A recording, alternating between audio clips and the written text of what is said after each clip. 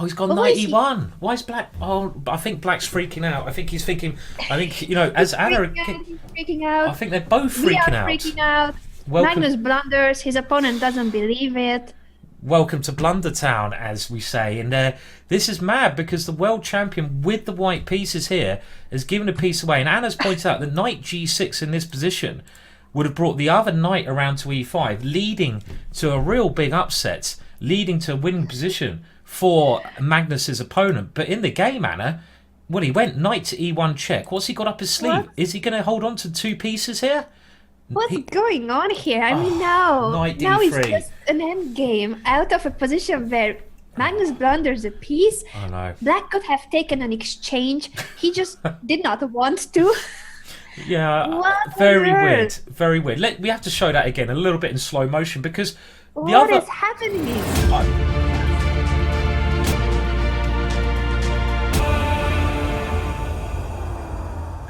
Hello and welcome to the Eastern Division of the one and only, the amazing Pro Chess League. And I am here with the lovely, the intelligent, the amazing fellow ginger, Anna Rudolf. Hello, Anna.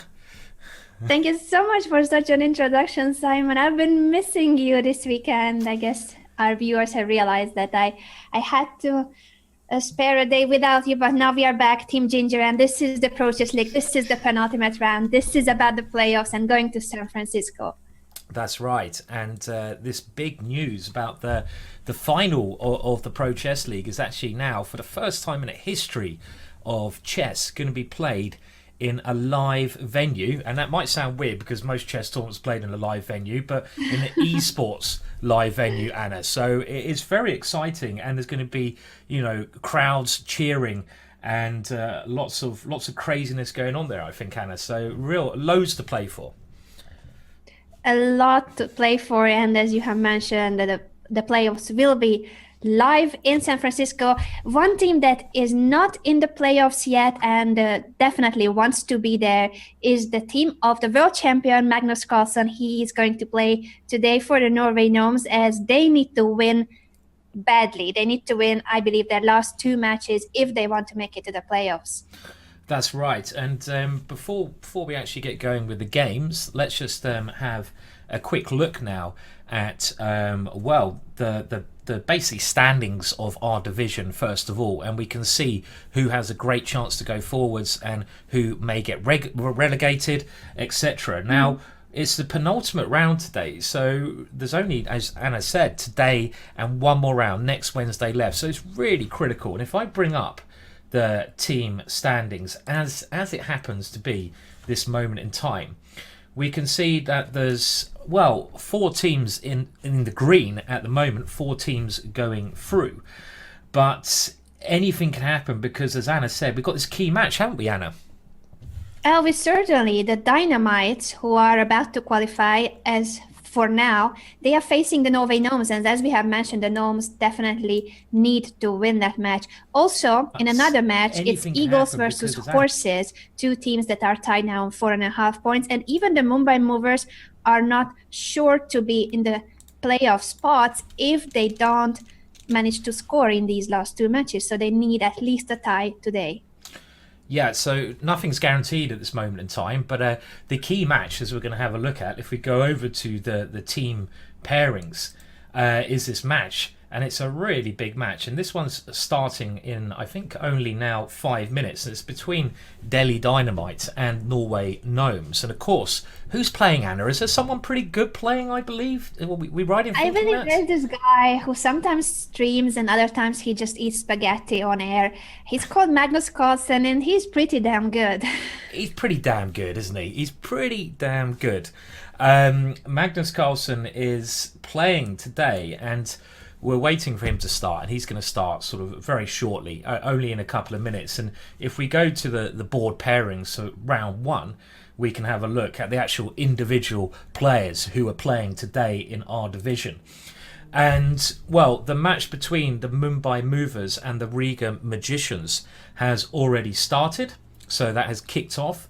And we are going to be, I think, concentrating for now on the Delhi Dynamite versus Norway Gnomes match, because this is a massive, massive match. I mean, I believe, Anna, you were saying the Norway Gnomes really need to win to qualify. Is that correct? They do need to do that. And actually, they had to start already on the Super Saturday, and they did manage to win the late session of the Super Saturday. Just a few days ago, 20,000 people were tuning in to see Magnus Carlsen and his team fighting in the late stream of the Super Saturday. They won it convincingly, and today they need to do the same. I know, it's amazing. I mean, but it's great just to see the world champion playing. So if you stay tuned, you know, it's only now a couple of minutes away until his round one game. And he's playing an international master, a game he should win, but that's going to be fascinating. I'm also, you know, very excited to see Niels Grandelius playing in that match, Anna. I mean, he's a great player. Good friend of ours, I think, as well. So that's going to be very exciting.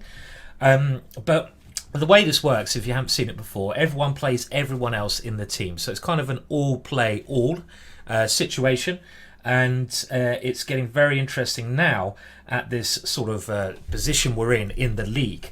Now, bringing up the world map very quickly, we're just clipping with all the teams in orange, the so-called Eastern Division, which you can see there. So quite a wide range of countries there. And the prizes everyone is fighting for, well, first prize, $20,000 US, going to be won at the live venue. Individual scores, which I think is also, you know, individual board scores, which we now have a very quick look at, is also fascinating. And you can see here board one, and this is for, you know, the players who are playing today, that Magnus has scored 7.5 out of 8, Anna. That's not bad, is it? Yep. That's not bad. Not bad at all. And Niels Grandelius did the same on board too. So the Gnomes have their two top performers once again playing today, Magnus Carlsen and Niels Grandelius. And they also made a change on the last board on Saturday, and they started working for their team. Francisco Silva Gonzalez, only rated at 2046, but he has been performing better than his rating. They were lacking a board 4 player. They had a very young boy, 13-year-old Elam, on board 4 for the first 6 matches, but it didn't really work out with that composition, so they decided to go for a different player for board 4, and so far so good. Let's see if today they continue winning. Of course, the Dynamites want to prove as well that they belong in the playoffs, and they have been at the top of the standings ever since the Pro Chess League started. That's right. And again, just before we go over to Magnus Carlsen, who's going to be starting any second, this is the standings. So we are concentrating on, of course, this big game between the Norway Gnomes and, as we just seen when we come up to the individual standings, the Delhi Dynamite. So, you know, this is a massive game. A loss here for either team could leave them in some trouble to qualify to the next round. So very exciting to see what's going to happen. And kickoff is about to occur. Yes, are you excited, Anna? I am, and I believe Magnus Carlsen has started his game and the Norway Gnomes against the Delhi Dynamite. So let's go to the chessboard and see what's going on. Is it one knight h3 maybe? Okay, let me try to find his game. I can see that Grandelius has started, so I'll just put that one up for now. And where is Magnus? So is he using his handle, Anna? That's the question. Yes, but I also don't see him yet. Maybe it's something that any second happen. now. Any second now, I think he'll have kickoff. Any second, Magnus Carlsen's game will be available. In the meantime, if you want to start to look at Niels Grandelius on board 2.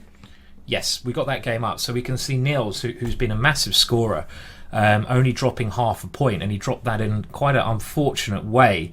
If you can remember this, Anna, and let me just go back to the scoreboards. We had it on the individual scoreboards there, and yeah. So how did he drop it? That was real dynamite, wasn't it, Anna? When he sort of he blundered into a repetition, didn't he? It was crazy. Yes, yeah, and that decided the match against the Gnomes. So they badly needed that half a point that we are talking about. It was 2 matches ago when Niels had a winning position and stepped into a 3-4 repetition.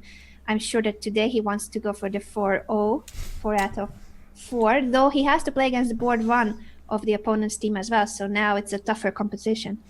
Yeah, and he started, Anna. So we're in with the world champion Magnus Carlsen, and he has the black pieces in his first game. He's playing the lowest board of the Delhi Dynamites, so he's against Hermant Sharma, and he hasn't started with any, should I say, stupid moves. So he's done this before, where he's played one knight to h3. I mean, I heard about this. This was ridiculous, but there was a bit of a story about this, Anna, because he was playing against Dreyev, I believe, and Dreyev once said quite derogatory things about Magnus Carlsen. Is that right, Anna? I believe that there was some personal issue. And also then we saw a picture of Magnus on Instagram having a beer with his friends while he was playing. So he clearly had a great time and had fun playing online. Maybe that was an additional reason to play as funny and crazy as possible with his friends being live audience for the games. Or maybe he was just drunk. I don't think so. I don't reckon. I think it was just a glass of beer. Yes. He's very professional. I don't think he would actually play drunk. Yes, no, of course he wouldn't play drunk, but he's enjoying himself, and that's the main thing. You can see all these pictures. If he's a great world champion, Magnus Carlsen, and it's such a coup to have Magnus playing now in this event, which is really becoming such a great online event, really revolutionizing chess, I'd say.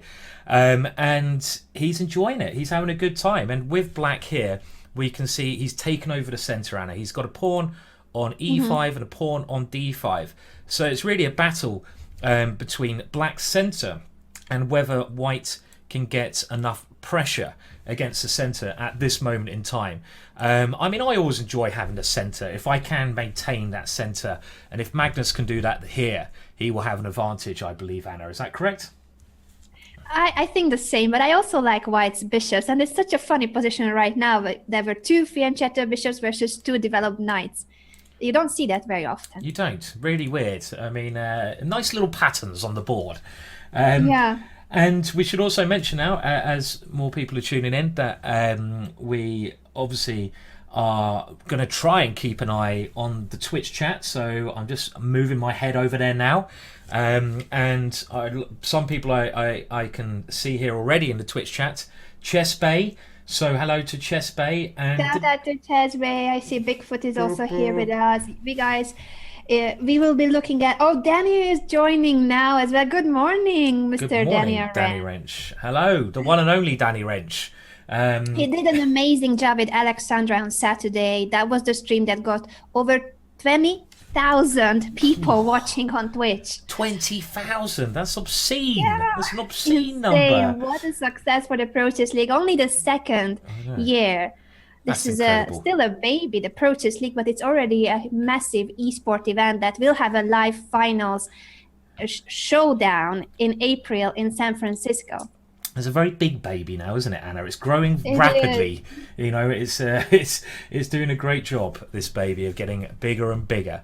And well, going back to the position very quickly, it looks like this is a kind of setup. If we just highlight black's pieces that you're told to do.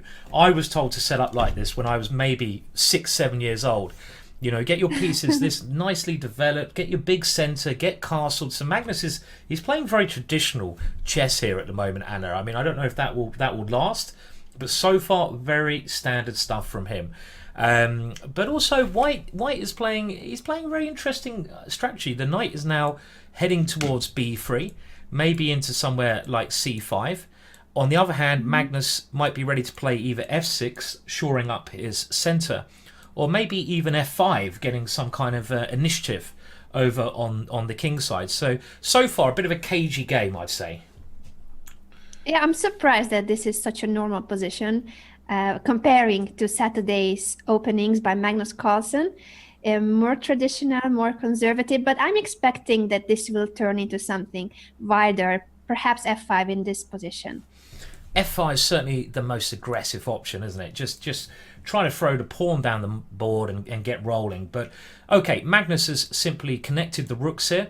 I mean, I expect he's playing a bit more, mainstream chess today, because he it's a very important match. Just remember remind everyone what's going on. I mean, they need to win. His team needs to win, and they're relying on Magnus Carlsen to get a massive score.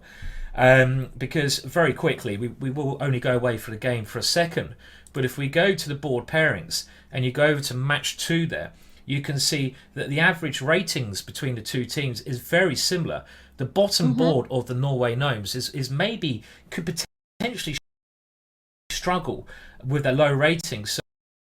So Magnus needs to score massively, doesn't he, Anna? He needs to get like 3.5 or 4. I think he wants to go for 4 out of 4, and he will consider anything that's not 4 out of 4 a failure. And you were right. He is not going for f5. That was a bit too aggressive for his style. He is just simply fixing the centers, making sure that the e5, d5 pawns are well defended, and now he has just pushed b5, expanding also on the queen side. Yes, and he seems to have maintained his space advantage, and white hasn't really managed to get any pressure against black centres. So I would take black here personally, but I think it's a matter of taste. Now, we've heard that there's already been a big blunder, so I just want to find this match, and this was big blunder. Apparently in Ganguly's game, but I don't know if that game's still up at the moment. That was in the first match, and the Riga Magicians have taken a lead in their again a very important match against the Mumbai Movers. But let's for now stay with Magnus Carlsen. D4's been played in that game, Anna. Sure, I'm just checking in the meantime the other board, but that was insane. I mean, he just blundered a piece in one move. Ganguly, a very strong Indian grandmaster. What's his handle, Anna? Maybe I'll try to find it. Surya Ganguly, his name is his handle. So this is the trickiest when it's the entire full name and not some kind of a anonymous handle. Surya Ganguly blunders a piece on move 17. Yeah. Do you know how I can find that game very quickly? You don't have it open because I see all the games open. You don't see it on the right side. I don't at the moment, unfortunately. So, well, okay, we maybe not be able to see that blunder, but I'll keep an eye out for it. But Magnus Carlsen, in the meantime, what's happened here? What has happened? There's a weird little thing. Let's have a look. D4 played, E4, and now a little tactic here from white. Knight takes E4. And the idea is, after pawn takes e4, white has temporarily sacrificed a piece, but with the move d5, he's aiming to get his piece back. And Magnus has now gone knight takes b4. So all of a sudden, tactics are coming out of nowhere there. So the position is jumping into life. But rook takes c1 played. And I'd imagine now you have to go knight takes c1 to maintain your pawn here. And I don't know what this position is going to end up like after, well, bishop to f7. Who has this helped, do we think? Well, the b4 pawn is very weak. It might be dropping, and then Magnus will have 2 connected passed pawns over on the queen side coming down the board. So that's one thing to consider here. But also maybe the e4 pawn is weak, and the d5 pawn could become very strong later on. So very interesting idea from white. White not showing any fear against the world champion. So interesting stuff going on. And what do we think? Maybe, how does white now continue here? Well, this is something that white's obviously thinking about at the moment in time. We could try some queen d4 and try to win the pawn on e4. That looks quite natural. But that steps into bishop e5. Ah, nice point. So queen d4. Oh no, because then you take on e4. Okay, I can chase away your queen and then I take your bishop. Then bishop to g6, because the bishop on e5 is of course pinned. But now the queen is attacked and the queen has to go somewhere over here.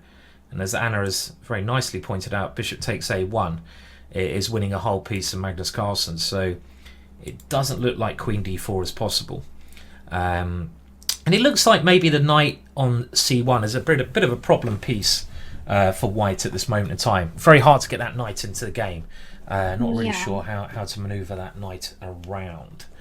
The a4 knight also looks funny, but I think that here black is just more than fine, since I don't see a way for white to defend the b4 pawn. Well, it's already attacked by 2 pieces. And I also don't think that he's going to win the e4 pawn for the b4 pawn, which is just bad. I think he will be a pawn down, and this whole idea with knight takes e4 looked interesting, but in the end it didn't work out. No, it doesn't look like it. So, and well, White needs to find a very good move here, and it could be off to a good start for Magnus in this game. So, okay, well, we'll keep an eye on this game. It's always nice to start with a Magnus Carlsen World Champion game, I think, before the real chaos erupts later on. And while we do this, I'm just going to see if I can somehow locate the Ganguly game, but I can't find it myself. So look, bear with me. I'll just see if I can get it up. And when I go to archive, it brings up a list of my games, and no one wants to see them, Anna. Trust me. But you can search for the user by typing in Surya Ganguly. Okay, let's do that. And I'll see if I can find it. And while we keep an eye on Magnus's game. Okay, well, it might be a struggle to do that, but we'll just stick with Magnus for the time being. I'll see if we can bring up that blunder as we go on. Otherwise, if not, I can tell you blindfolded. Oh, you could tell me the moves. Okay, and well, do we think it's? Someone said it might be a mouse slip. The rumours going around it's potentially a mouse slip in that game. Is that a possibility? To me, it did not look like a mouse slip because the last move of White was a3, freeing the b3 square. So Black goes knight b3, but there was another piece, a bishop, defending the b3 square as well. So I think it's just a blunder. Chess blindness in that moment. Okay. Well. Okay, well, at the moment I've got a Zoom message now saying we need to assign a host, so let me just deal with that one first. I'll let you talk about the game a bit more, Anna, while I just make sure our Zoom meeting keeps going at this moment in time. So. Sure, I hope that I'm not going to lose you, Simon, once again. Okay. So, as we have mentioned, Magnus has won the b4 pawn, the e4 is safe and sound. This is already 2 pawns up for the world champion, which is an easy task to convert when your name is Magnus Carlsen. Mouse slips can happen, mistakes can happen, but if everything goes as usual, Magnus is going to win this game, and that will be the first point for the Norway Gnomes. Later, we will also see the game of Niels Grandelius once Simon can help me with that. For now, it's about equal, the position of Niels, though he has more space, and I do like his position more comfortable. We are going to switch to that board as well soon. Okay, well, I'll put you on the Grandelius game while we wait for... Oh, sure, so I can talk more about it. So I was just going to say that I like his position more. I like Black's setup because he has more space. He's about to double rooks on the d file, and the d3 backward pawn is a weakness.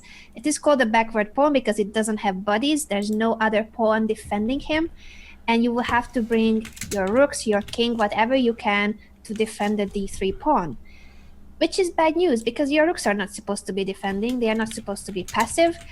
Therefore, this position should be better for Black.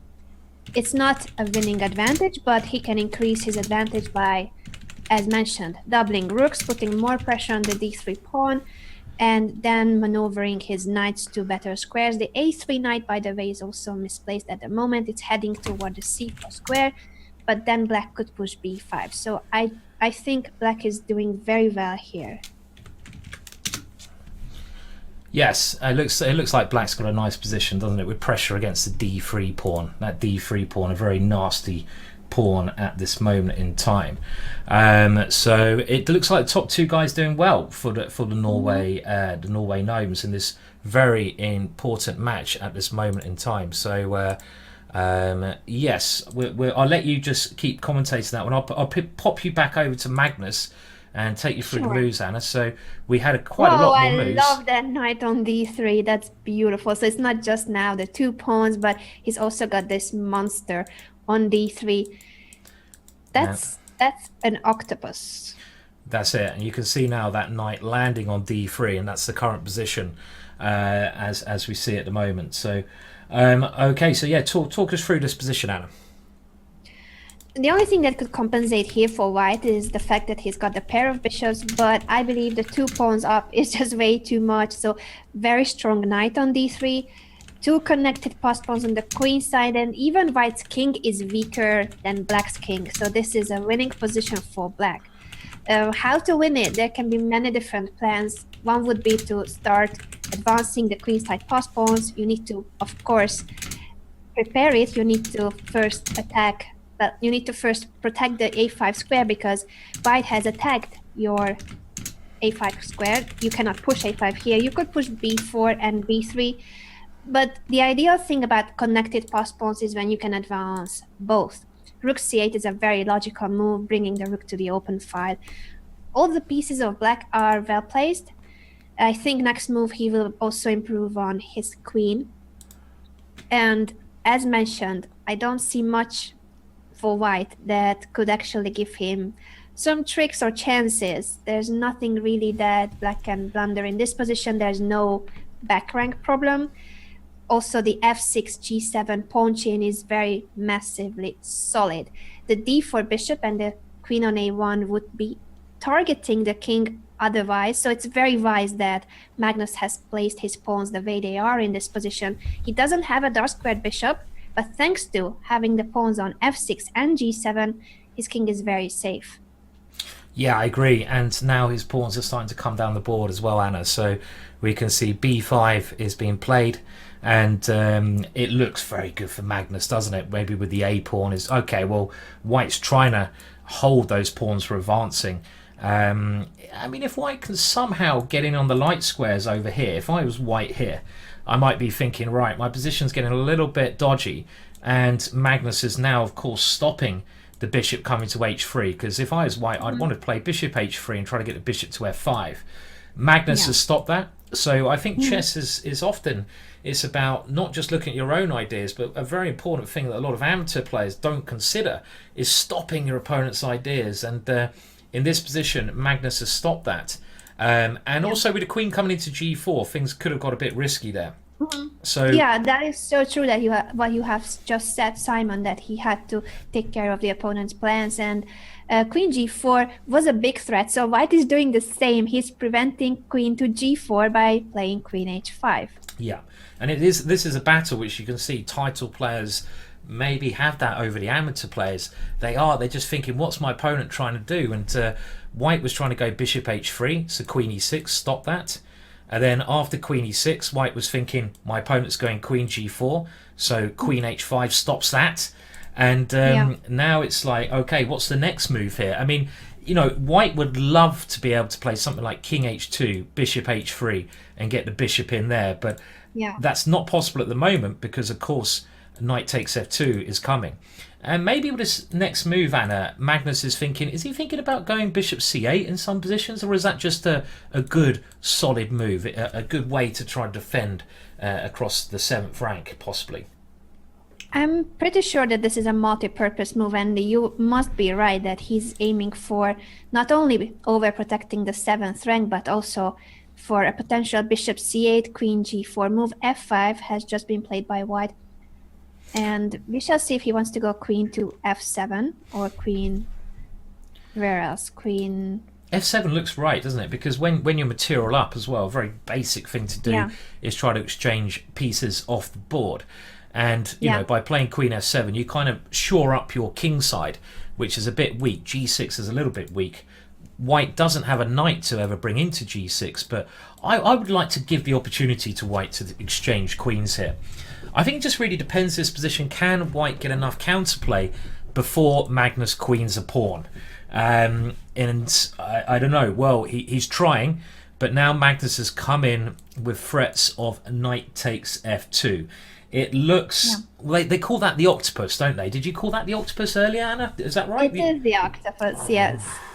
So I was already wondering about rook c2 a few moves earlier when he went rook c7. I thought that he could have had rook c2, but maybe he was worried about rook takes d3 in some of the positions. With the queen on e6, the bishop was hanging on b7, so sometimes white had ideas about taking on d3 and capturing the b7 bishop.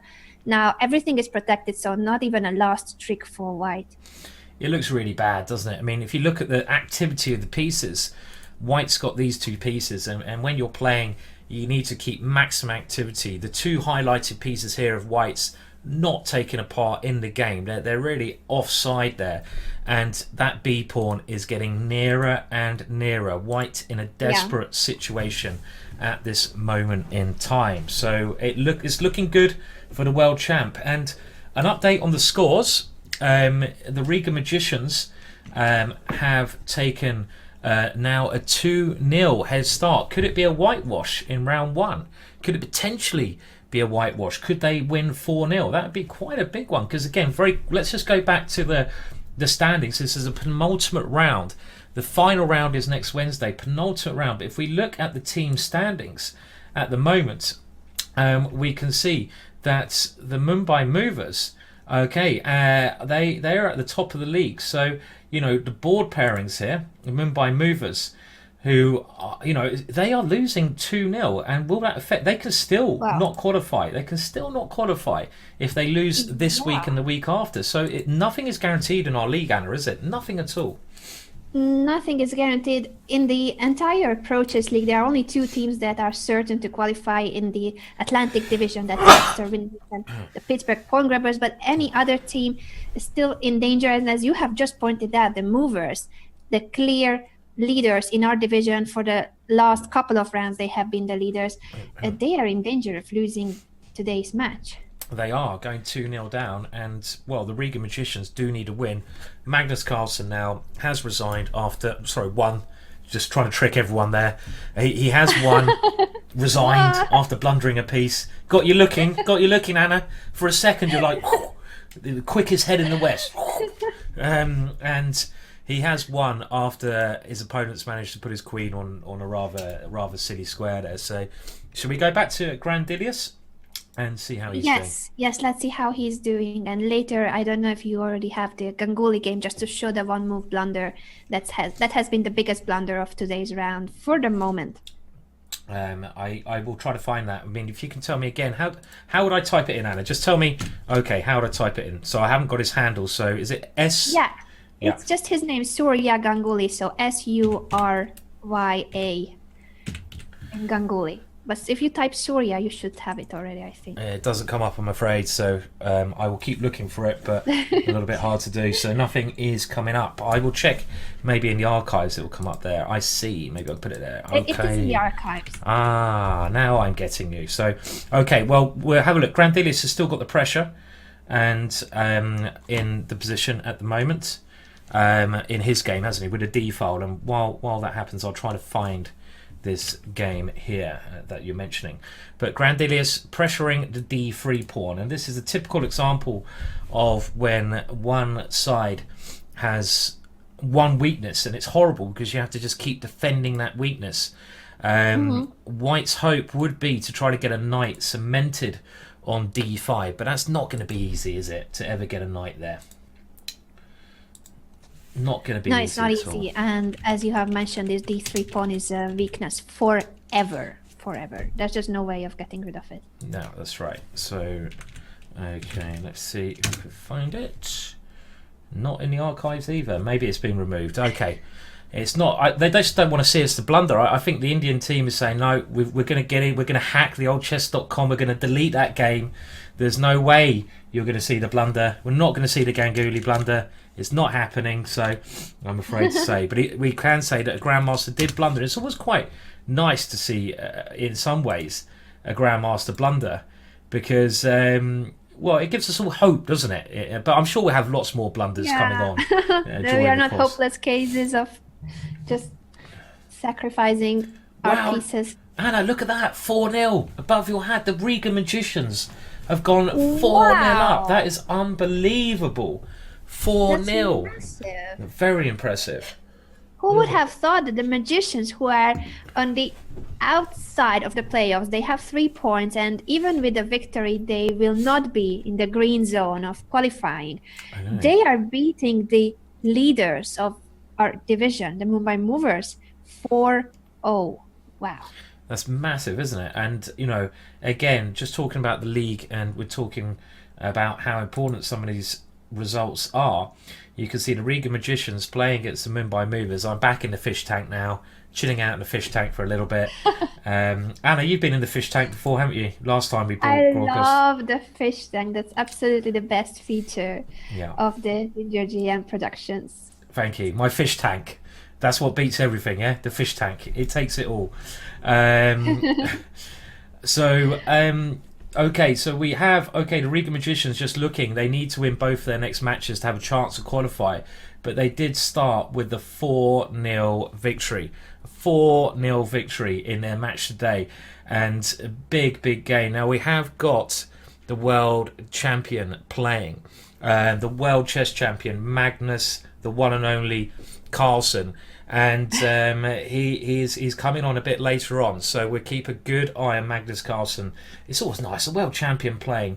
Do you know roughly how much money do you think Magnus has made during his career, Anna? Can you have, because I saw some stats on it the other I day, think there are but all sorts of articles about his income, but I think for a person like Magnus, that is the least important.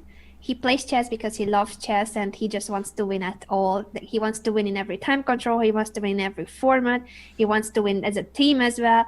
I think he's much more motivated about simply improving as a chess player than the financial part.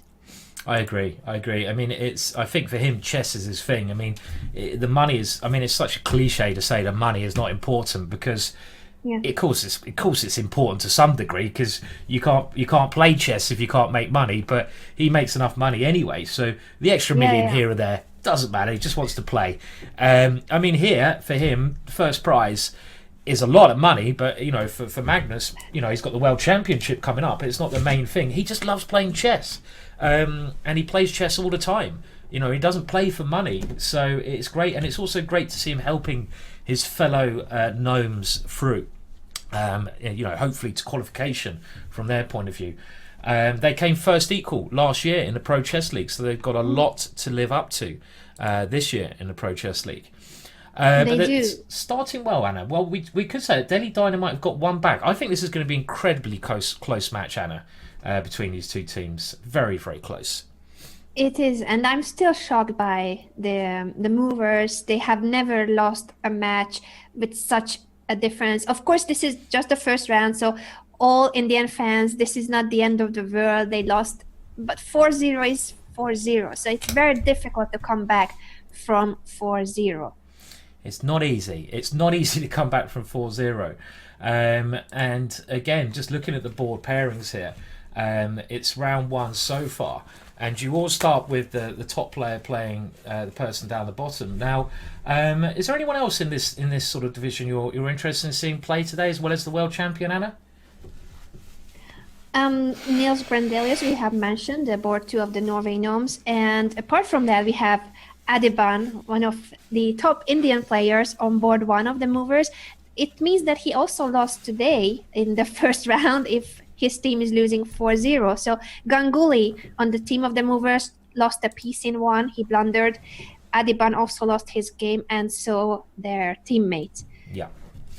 And again, looking at the chat, we keep an eye. I see a lot of regulars in the chat. I'd like to say hello to Killian, who I was just over in Bunratty with.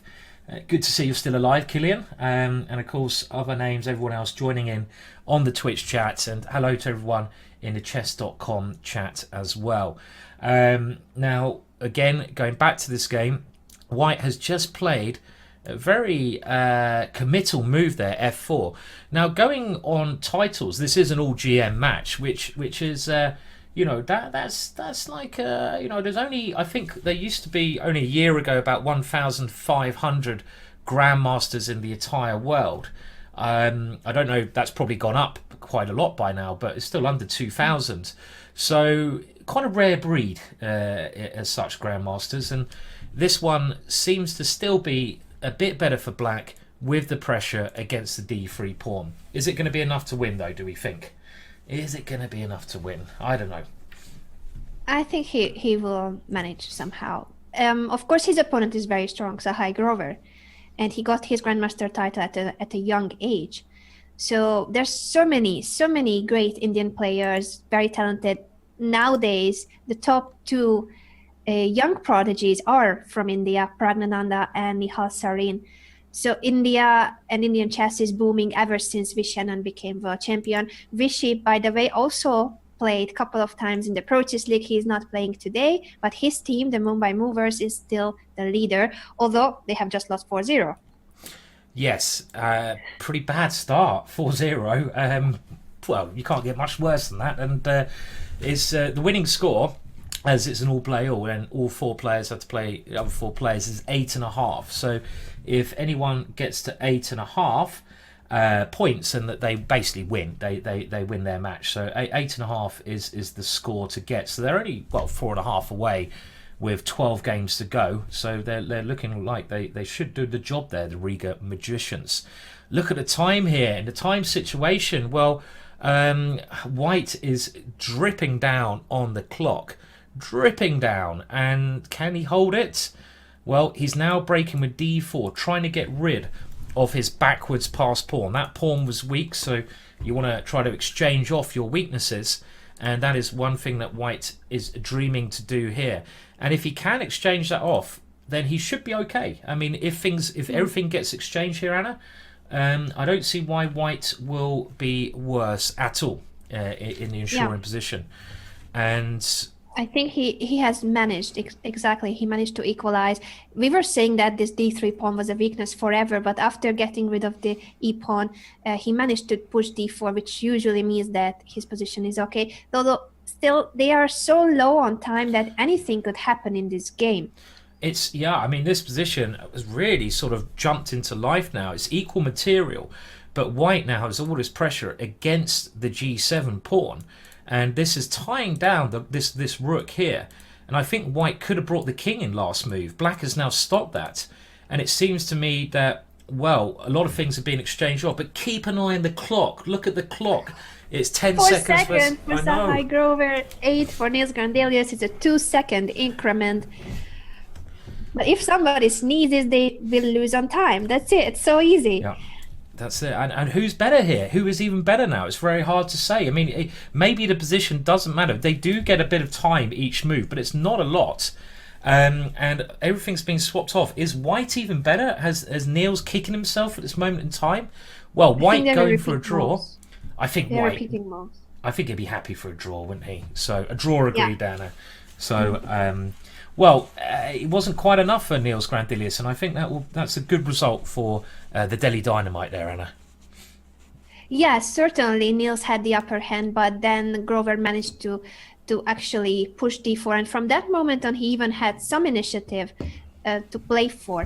In the end, I think it's a fair result. It's a draw, which means it's 1.5 between the Gnomes and the Dynamites, and still one game going on the last board.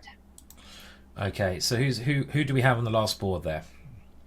It's Francisco Silva Gonzalez, the last board of the Gnomes, playing against the top board of the Dynamites, Vayap Suri. And Suri has an exchange up, and I believe he is converting it very easily. So it's going to be a win for the Dynamites in round 1 against the world champions team. Yes, and well, if the world champion Magnus Carlsen and his team want to go through, they have to really win this match today, otherwise they're not going to qualify. So it's a bad start to round 1. I'm looking at the rating here. What's going on with the rating of Francisco here, Gonzalez? Who is this chap? Where did he come from? Did they pull him off the street? No offense, I'm sure he's a great player, but he's playing on a queen down. What's happening? Who is this guy, Anna? Do you know who he is? Come on, tell me a little bit about this chap. Who is he? Did they give a prize away to the highest, the best? Maybe they gave a prize away to, I don't know, the most random person in the Norwegian high street. They said, "Come on, come and play, come and have a bit of a laugh, come and play." I'm being really rude here. I'm only having a laugh. Francisco, of course, is a legendary player in some parts of the world, as we can see here. Who is he? And why is he playing on? What's going on, Anna? Is he going for stalemate? I'm dying. Well, he lost on time in a position that could have gone either way there. Could have gone either way. You know, very unlucky to lose on time in that position. It was looking incredibly close there. But no, of course. You're gonna kill me. You're gonna kill me. I've never laughed so much on air. Dear. Sorry, I'm just joking. I mean, of course, I mean, I just don't know who the chap is, and I'm looking at the rating, and he's got a rating next to his name of 1400. That can't be right. That can't be right. That's a mistake. That's a mistake. His rating is 2046.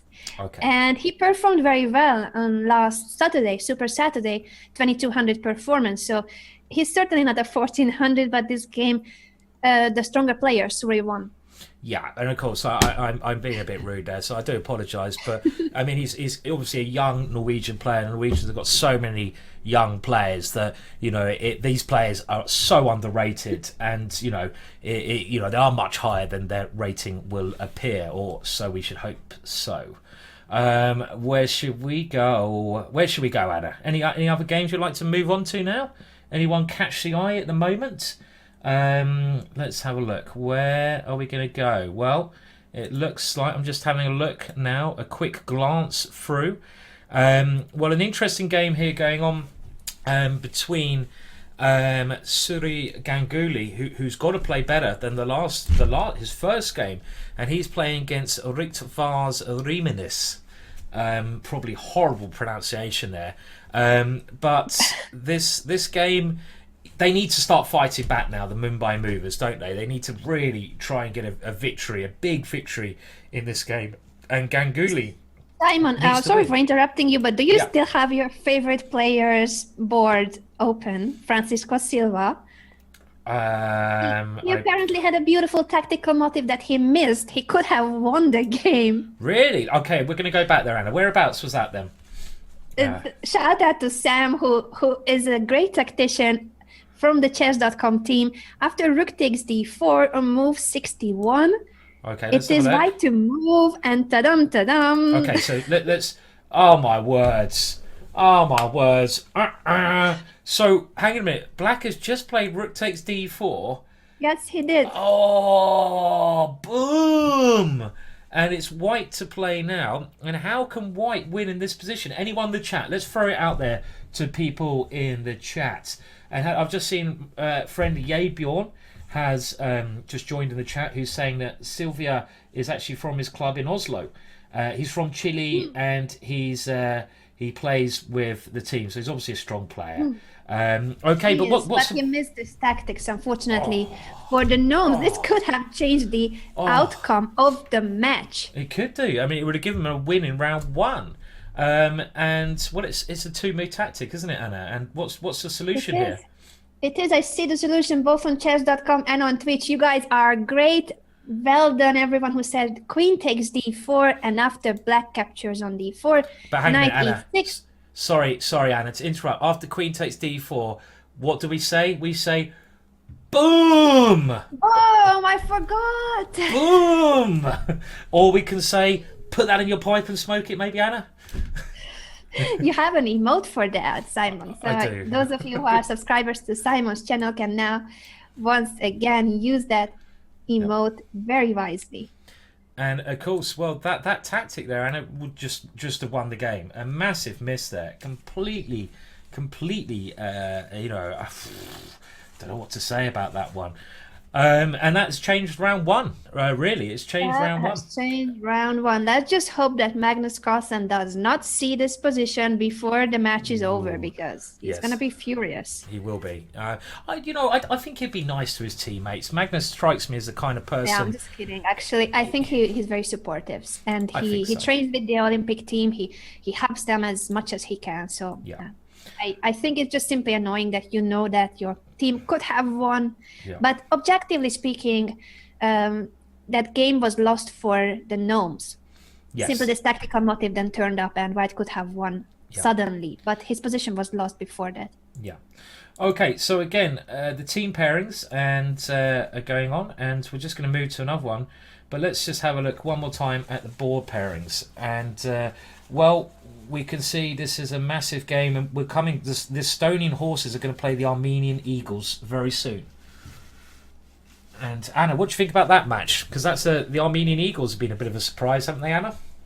Oh yeah, and as we mentioned at the very beginning of the stream, both teams, the Estonia Horses and the Armenia Eagles, they are tied for the qualification spots, but in case of a loss, they will fall out of the qualification spots. So it's a very important match. The team that wins it is almost sure to qualify, and the team that loses is likely not to have a chance to be in the finals in San Francisco. No, that's it. And we're being told, well, Magnus is, I don't think he's playing at this moment in time, is he? But he's about to start any second. So we're keeping a very... Oh, he is. He started. What's he gone for? Oh, Anna, he's gone Let for... Let me catch up with you. Oh, I love this move. I've played this move myself. Obviously, Magnus has been watching my games vividly and preparing. He's gone for the rather drunken knight variation. Knight to a3. Again, he has done this last week with one knight h3. Today it's one knight a3. The stronger his opponent, the crazier the opening he picks, it seems. Why? Wow. What's that all about? So this is the world champion, Magnus Carlsen, and he started the game. Look, if there's any kids out there who want to learn from the world champion, turn away now, because this is not how you get better at chess. Knights on the rim are dim. They're not good there. They're not good. Don't do it, boys and girls. It's not good for your health. And yeah, I mean, I think ChessBase say Magnus is basically he's a bit of a troll, a chess troll sometimes when he's playing online. I mean, he's trolling his opponent here. D5, and this has got the name. Is it the sodium attack? Now, wow, it even has a name. It has a name. Sodium attack. I mean, I mean, I don't know. Are we going to see now lots of players in the chat thinking, "Oh, knight to a3. I like that. The world champions played it. I'm going to go and wheel that out in my local league games. Maybe they're going to give this a go." I mean, the other option. We would not really recommend copying the world champion. As Simon has mentioned, it only works if your name is Magnus Carlsen. It does. It doesn't work for anything else, you know. And okay, well, the idea is he's gone c4 now. So the knight makes some sense now because it's guarding that pawn. Black playing soddily. Black is a grandmaster. He's not some patzer. He's a grandmaster. Yeah. And now knight to f3, knight to f6, and Magnus is just playing a normal game, but with his knight on a3, Anna. So, okay, it's like a Reti. This is called the Reti kind of setup, and it's not so silly having a knight on a3 in a lot of positions. Oh, it's not. It can go later either to b5 or c4, or even c2 supporting the d4 knight if he has to. That would be the most passive out of the three options. But certainly this knight will have a square to go to. It will do, yes. And okay, bishop g2. Let's get up to current position. Castles. Black taking the center. Magnus now finding maybe a useful square for his knight on c4. And we have more captures, and the sodium knight. I prefer the drunken sodium knight. The sodium knight. Can we call it? It's also a bit of a drunken knight. I mean, you kind of. Let's call it the sodium knight. The sodium knight. The sodium knight. Do you reckon that could be a game winner, Anna? Could it be a game winner? It could potentially be a game winner. The sodium knight. Who knows? It's coming to c4. I love it. And now it's once again a normal position with the knight being very well placed on c4. Anna, you were commentating on this. Do you think Magnus Carlsen has just played too much fish around him and he's getting a little bit confused in his old age now? You know, he's not a young upstart anymore. He's getting older by the year. Is he forgetting how to move the pieces, Anna? Do you think that could be the thing? I think he's just getting stronger every day, and it just goes to prove how creative and original he is. He can play basically any opening. His strength is not just in the opening. He has an amazing opening knowledge, but he doesn't even have to use it because he is just so much better in playing strength. I totally agree. I mean, he's just a very good player. I mean, I would say, Anna, that opening's probably the biggest weakness of his game, even though they're incredibly good and he has great understanding. It's just the other areas of his game are just phenomenal. The middle game, the ending. It doesn't really matter what happens in the opening so much. I wouldn't say for him, as long as he doesn't get a really bad position, he can outplay most of his opponents. But saying that, after a5, I mean, I wouldn't have thought he has an advantage here. It's very equal pawn formation. There's no real pawns that are doing any damage. Exactly. And I was going to say the same, that now we will see if he can win this quite equalish and quite symmetrical position. yeah, we're getting a bit of information. I think this is absolutely correct from Absolovely. Thank you for your Absolovely comment here, and this is in the Twitch chat, and we are keeping an eye on the Twitch chat. And the sodium opening has got another name, and it's called the Durkin opening, named after Robert James Durkin, who was born in 1923 of New Jersey. Wow. And it was the famous, the multiple, should we say, book writer Eric Schiller, who called it the sodium attack. But I think it's got a number of different aims, because Na, this is interesting, Na is of course the chemical symbol for the element sodium. That's a nice touch. No, I like that. That's a nice little bringing a bit of chemistry into the equation. Wow. But that's really nice, yeah. It is good little touch there. So thank you for that information. And I'd like to remind anyone in the chat, you know, we are on obviously Chess.com, the Twitch channel. If you do want to subscribe to the channel, and that means you can look at all the archives of any your favorite streamers, which I don't think you can do if you're not subscribed. You can also get your emotes in the chat, then just press the subscribe button up above, because you'll actually now get a shout out. You'll get a flashing light coming above me and Anna's heads. It'll make us look like angels of the chess world. Go on, someone subscribe, give us that flashing light. Certainly. I'm gonna show you guys on Twitch what kind of emotes you can use once you are a subscriber, because I have all sorts of emotes. I've subscribed already for 3 months in a row, and that's why I have these cool emotes on Twitch. Okay, are you throwing some in the chat, are you, Anna? So, I'm throwing all my emotes now at the Twitch community. That's me, Anna_chess. I've just typed. Good stuff, good stuff. And oh, there we go, we have a subscriber. And let me just see if there we go. D Roch, is that? Missed that one. So thank you for subscribing. D Roch. Indeed, thank you for subscribing. And yeah, good stuff. So we do have our first subscriber. Yes, live on. And you can see you do get a shout out live on our stream when you do subscribe. Okay, now we're getting more to an endgame position. And it seems like white is slowly pushing black back here, with the black knight going to this very passive square. And two things you should mainly look at when you're playing chess. You should look at the pawn structure and the pieces. Now the pawn structure here, another person has subscribed, so thank you to Mr. Blue. Thank you. Who's also subscribed.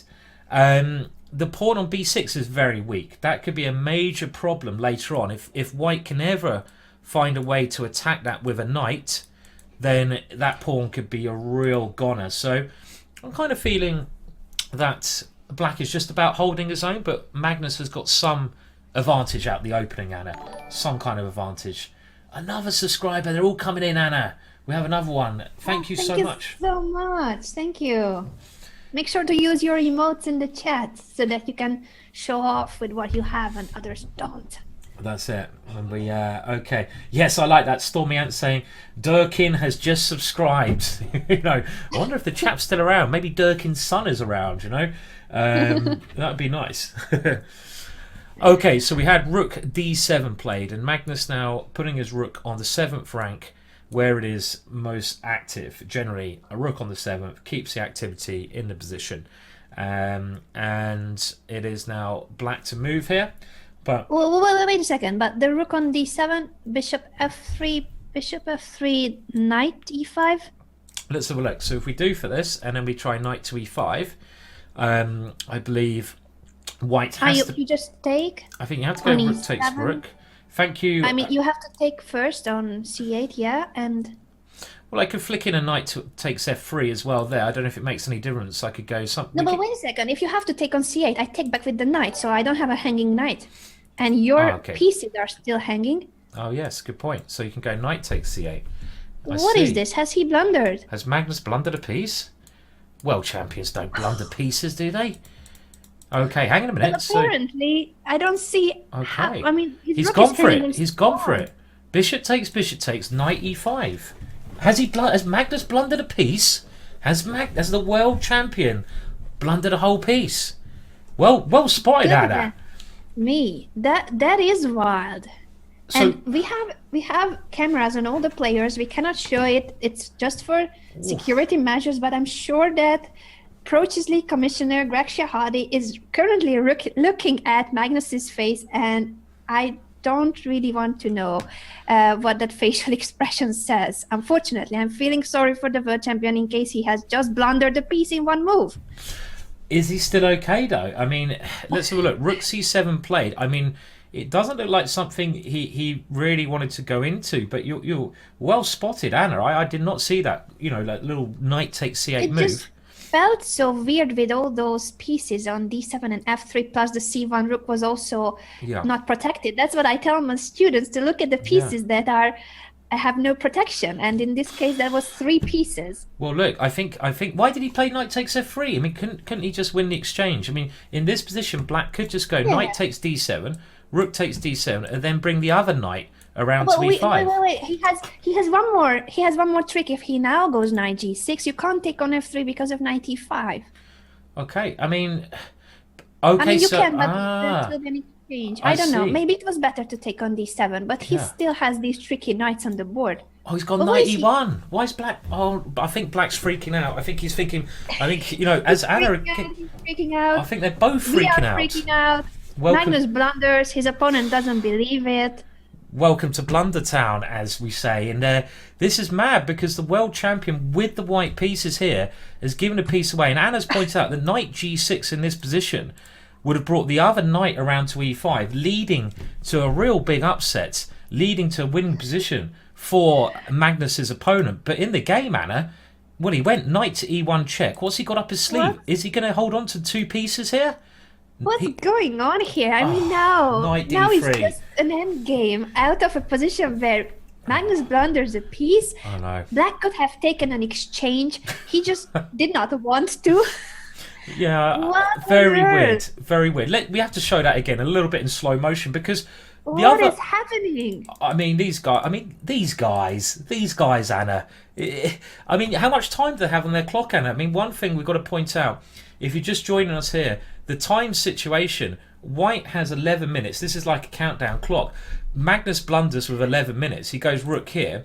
Black has lots of time. I think black was saying, I'm playing the world champion. Oh, no. Oh, check. I'll go and check. But you pointed out, Anna, in this position, black can just go knight g6, yeah? Simple. And I just don't understand it. Black had time too. He had a couple of minutes on the clock. He could have calculated. It must be what you were saying, that he started freaking out that he's winning against the world champion. Or he couldn't believe that it was an actual blunder. it's never good to freak out in life. That is a lesson to be learnt here. And, well, Goodness me. I mean, black could have got this position, a clear exchange up when the rook is much stronger than a knight. And, you know, any grandmaster should be able to put this in the back of the net, even against Magnus Carlsen. The way the game has gone, I mean, black did not win the piece. Black instead maybe believed a little bit too much in Magnus Carlsen. And instead, he's just thought, right, I'm going to grab one pawn. So he's still a pawn up, Anna, but that's not a piece. Yeah. It's not an exchange. It's not a piece. It's not a piece. It's I just weird. see that my laptop wants to die, so bear with me. Okay, right. So the laptop's about to die for Anna. We've got to save the laptop's life there. Knight to a4 being played. Save the laptop, Anna. Free the laptop. That's when you don't plug it in. When you don't plug your laptop in and it says, I'm about to die. Free the and your laptop. stream is over. Um, That's my new laptop. It's a dragon. I've seen it on the pictures. It looks very nice. It's a very nice laptop. Thank you. And shout out to everyone watching on Twitch. I believe now we are on the Twitch front page. This is Pro Chess League. This is the penultimate round with the chess world champion Magnus Carlsen playing for the Norway Gnomes in this game with the white pieces. Yeah, brilliant. So welcome to everyone who's joined us here. And what we're commentating on is the Pro Chess League, an international, one of the first of its kind chess leagues around the world. Quicker time limit. World champion playing now here with white. Can he win this game? You've come at a quite dramatic moment Thank you for the subscribership there, where the world champion Thank blundered. But you can see the world champion is playing for the Norway Gnomes in a very close match. The winning score is 8.5 points. The subscribers are coming in now, aren't they? Look at them. They're joining us here, Anna. And more viewers. For those of you who are new to the Pro Chess League, this is the absolute team competition in the world in chess, played online. Teams from all continents with the top players, top chess players in the world. Today we are looking at the games of the world champion Magnus Carlsen, who is playing for his home team, the Norway Gnomes. And they need to win today the match in order to get the possibility to qualify and play potentially in the finals in San Francisco, first e-sport competition in chess. Exactly, and that's going to be awesome. I mean, are you tempted to get a ticket over there to the final of that? The e-sport final? I would love to. I hope I can make it to That'd San be Francisco. Cool. It would be great if we can. And while that's going on, we're looking at the position. And Magnus, I mean, look, I'm going to put money. I will put my house. Don't have one, but if I did, I'd put my house on Magnus winning this now. I mean, it's gone from a piece to an exchange to a pawn to now nothing really. And the black king is I think the black king's it could be getting a little bit of a mating net weaved around it with a rook and knight ready to pounce. I mean, already, Anna, it's quite close to being checkmate with these two pieces coordinating. I mean, let's just say, for example, black plays a move such as, I don't know, rook to c5. This is really dangerous for black already. I mean, that king, I don't know. I mean, it looks like it's in serious trouble. If I can get my pawn to g5, isn't that going to be mate?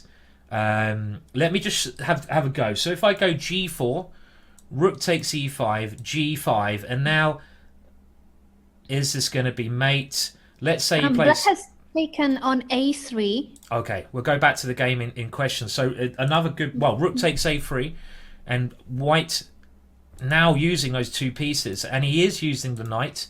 The black king can't go backwards anymore, because if it does go backwards, it's going to be checkmate. Something like knight f6 check, and after king he's here, going to be threatening mate on h7. Isn't it that black has to give up the exchange not to get mated? So knight f6 played, rook f3, and we're thinking here rook to h7 might be played. And that king, he's gone g5. He's threatening. Well, he's threatening g5. Oh, the same checkmate. thing. Now it's mate in 2. Yeah, and the threat, of course. Black. Yeah. Black has to give up the exchange not to get mated. You were absolutely right. Magnus Carlsen blunders a piece. His opponent doesn't believe it. He gives back the piece, and now he's gonna lose the game. And yeah, I mean, this is coming to a very dramatic end. The world champion. Well, he's going to win this. He's winning this game. I mean, he's got rook g8's been played. Mate. And mate, it's going to be mate. Mate. Mate is coming. That's it. Over. For example, pawn takes pawn, and then Magnus would play g5, and that is actually checkmate. And he's won. Oh, my words.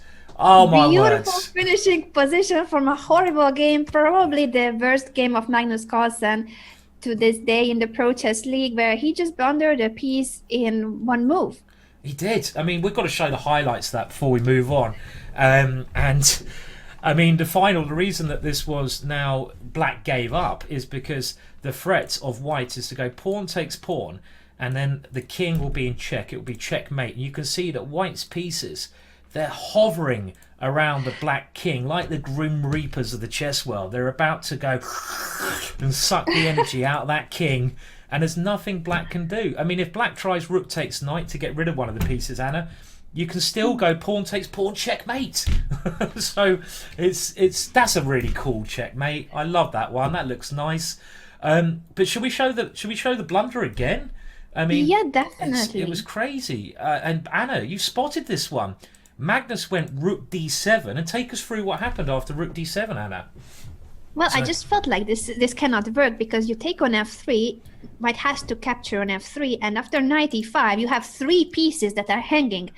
That's never a good sign in your position if 3 pieces are hanging. Yeah, I mean, rook takes c1 is piece number 1. Knight takes d7, and knights are tricky little things, and knight takes f3. And Magnus found rook c7, and here, Anna, Black could have just gone rook takes knight. The rook is apparently 3 points, the rook 5 points. Take the rook, munch it, munch the rook. It's dinner time. Why did he not take it? I just don't understand. He must have gotten so excited about the fact that he has a winning position. He's a strong grandmaster, but imagine you're playing against the world champion and you have a winning position suddenly. So I think he just couldn't digest the opportunity. I know. I think he just panicked. I think he panicked. It's one of those things you got to kind of have quite a cool nerve to play chess. I mean, if you look at Magnus Carlsen, this young world champion from Norway, he's a chill guy. Nothing ever panics him, and it does it. I mean, you know Magnus a bit. He never gets stressed out, does he? He just sits there. Yeah, and as he said, his heart rate, he only has a 1 speed heart, so he cannot get nervous nor panic, which is, in this case, would have helped so much for the player with the black pieces. Knight takes d7 is winning, but even the move he played, knight takes f3, after king g2, he can still keep the material up after knight g6. Yeah, and this was missed by black, and the way the game went, I mean, if we go back, I mean, he did play. This is a very nice way to win. How did Magnus win the game? Well, the black king is being shuffled into what we call a mating net, where it's just going to be extinguished over there. And here, Magnus uses his foot soldiers, the pawns, and the little Gary the G pawn. It goes up the board 1, and Gary the G pawn is about to checkmate. And rook g8, oh, it's lovely. It was a lovely finish, but very disappointing for black there, Anna. Very disappointing. I know. This has been a tragic comedy. Yeah. And we got the first row seat to watch this. Yeah. I'm sure that neither Magnus nor his opponent are happy about the game. But maybe in the end, it's something to smile about for Magnus because of the result and because of the mate at the end of the game. He could have easily been crying, so it's better to smile than cry when you're playing chess. First rule of chess. Yeah, certainly. Yeah. Have you seen this video? Have you seen Fight Club, Anna? The film? You have. Okay. What is the first rule of Chess Club? We don't talk about Chess Club, but we do now. We do now. A bit like Fight Club, but we do now. Chess is cool. It is cool, especially we've got Magnus Carlsen leading the way. Okay, where should we go? Should we pick another game? Well, look, let's just go back. And okay, I just saw a position there where it was nearly stalemate. I just thought, what is that position? Should be winning for white, this one, where Nigsands was a lot of points up. Close matches, though. I mean, Magnus's team, Anna, the Norway Gnomes, they're still struggling in the scoreboard. And you can see above us, we have the scores. The Norway Gnomes need to win this match. 8.5 points is the winning score. And we're coming to the halfway stage at the moment, because if we go over to the board pairings, the way this works, these are the teams playing against each other. Each team has 4 players and there's 4 rounds. So there's a total of, as you can see there, all those games, round 1, round 2, and 8.5 will be the winning score because it's out of 16 games. So if you get to 8.5, you are, on the winning score there. Now, this is the money that the teams are playing. Well, the money that the teams are playing for. First prize $20,000, and there's lots of other prizes to go along with that. If you want to check out more about this as well, go to the website, the Pro Chess League, and you can go there and you can find out a lot more about this whole event. And actually, at home, you can also win yourselves $10,000, can't you, Anna? Are you going to win it this year? This week even? I'm trying every week to, first of all, beat Greg Shahadi, which is my main goal in life, and secondly, to win $10,000. But so far, I have been failing at both. How do people win $10,000 then, Anna? What do people here watching this have to do? They don't have to pay any money, do they? They can do it for free. No, it's free to participate. Anyone can participate, but you should do that before the games begin. So next Wednesday will be your next opportunity. You need to go to prochessleague.com and click on the fantasy chess submission formula. So there's always a link to win in fantasy chess or win 10,000, round 8 fantasy chess. Fantasy chess is your keyword. You need to go to prochessleague.com and click on the link to fantasy chess. That's where you can win $10,000 by guessing the 16 players that will bring the highest number of points in each round. Okay, so that's a lot of money to win. And don't they have to get everything completely correct? Is that right? I mean, they have to find the winner in each thing, but it'll be all explained on the website, prochessleague.com. Go there. It's all explained there, so go to prochessleague.com. Yeah. As we can see, the Gnomes are still trailing, and on the other hand, the Indian team that we were worried about in the first round, the Mumbai Movers, leaders of our division, they fought back in round 2 with 3-1. So it's still 5-3, the final score for now after 2 rounds between the Magicians and the Movers. But that's a very good comeback for the Movers, 3-1 in the second round. That's it. And, just have a look at the scores. There's still one more game going on between the Delhi Dynamite and the Norway Gnomes. Now, each of these matches is staggered by 10 minutes, hence why some of the games have more results going on than others. The winning score 8.5, but this is a very important game. We have Torbjørn Hansen, who is actually Magnus Carlsen's first ever trainer, another grandmaster, but this is an all grandmaster clash here. And well, a win for Delhi Dynamite will put them 2 points ahead, which is quite a lot, Anna, isn't it? 2 points is that's a big gap between halfway round, 2 rounds to go, and the Gnomes have to win. They have to win if they want to qualify for the playoffs and have a chance to go to San Francisco.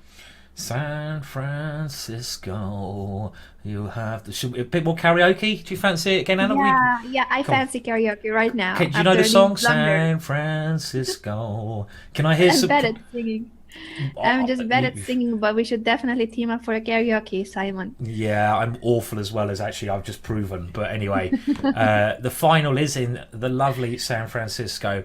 But will the world champion, the over-the-board world champion, be able to get there? He won't if the Norway Gnomes, who are 1 point down, are going to lose this game. And you can see at the top and bottom of each boards, didn't really help pointing that way. It doesn't make any sense at all. You have Torbjørn at the top, and he has the Gnomes next to him, where my mouse is hovering, and they have the Delhi Dynamites there below. So these are the teams. But this position, to me, it looks tough for Black, Anna. I don't like Torbjørn's position here at all. Do you? Either. I mean, I think that White, with a pair of bishops and having the initiative, he's got good chances to actually play for a win here. He's also got a B passed pawn that he will start pushing maybe right now. Or he can attack first the D5 pawn as well, just annoy Black. I'm worried about the Gnomes. I think that here the Dynamites are going to win another game.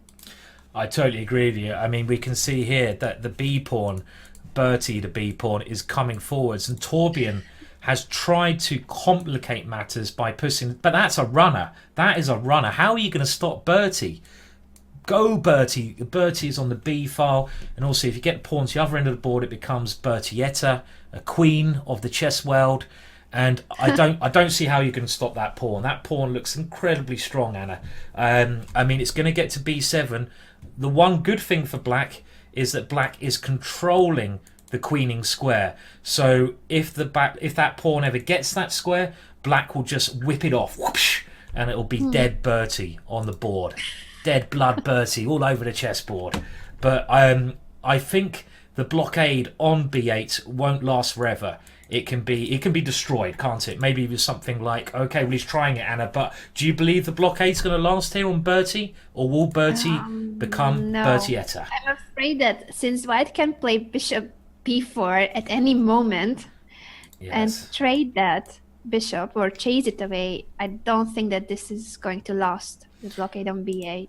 No. I mean, another way that White could try to win as well is put pressure on the blockading piece. So you could try to bring the bishop into a7 just to attack that one, snake it around.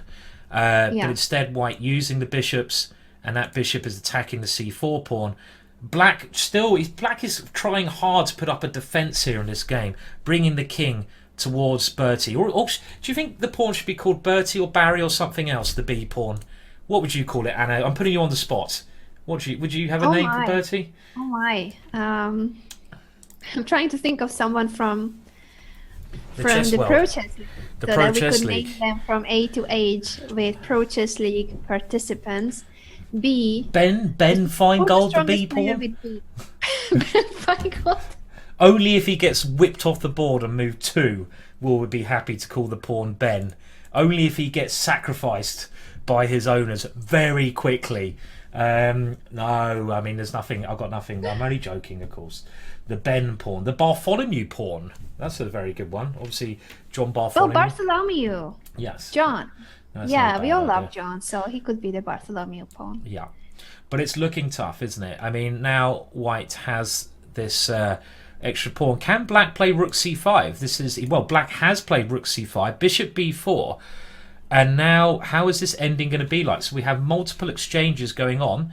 And the problem is, if King C7, you have Rook C8. And I think this is a winning position because White is going to move the Rook and Queen the B pawn. And the B pawn, if it gets the other end of the board, is going to become a queen. So this is the only move. But I think the King and pawn ending is going to be winning because the Black King is too far away from these guys. But let's see the end of it.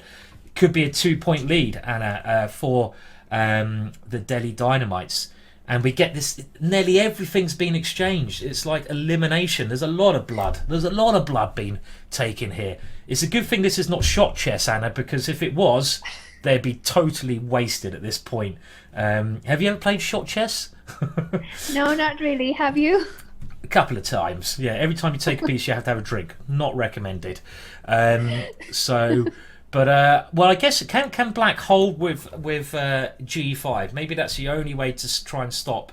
But White. does it help if I G5? I can play F4 and I will still get to H4. You're going to get there in time. The Black King is too far away. Too far. It's a lost king and pawn in game. Yeah.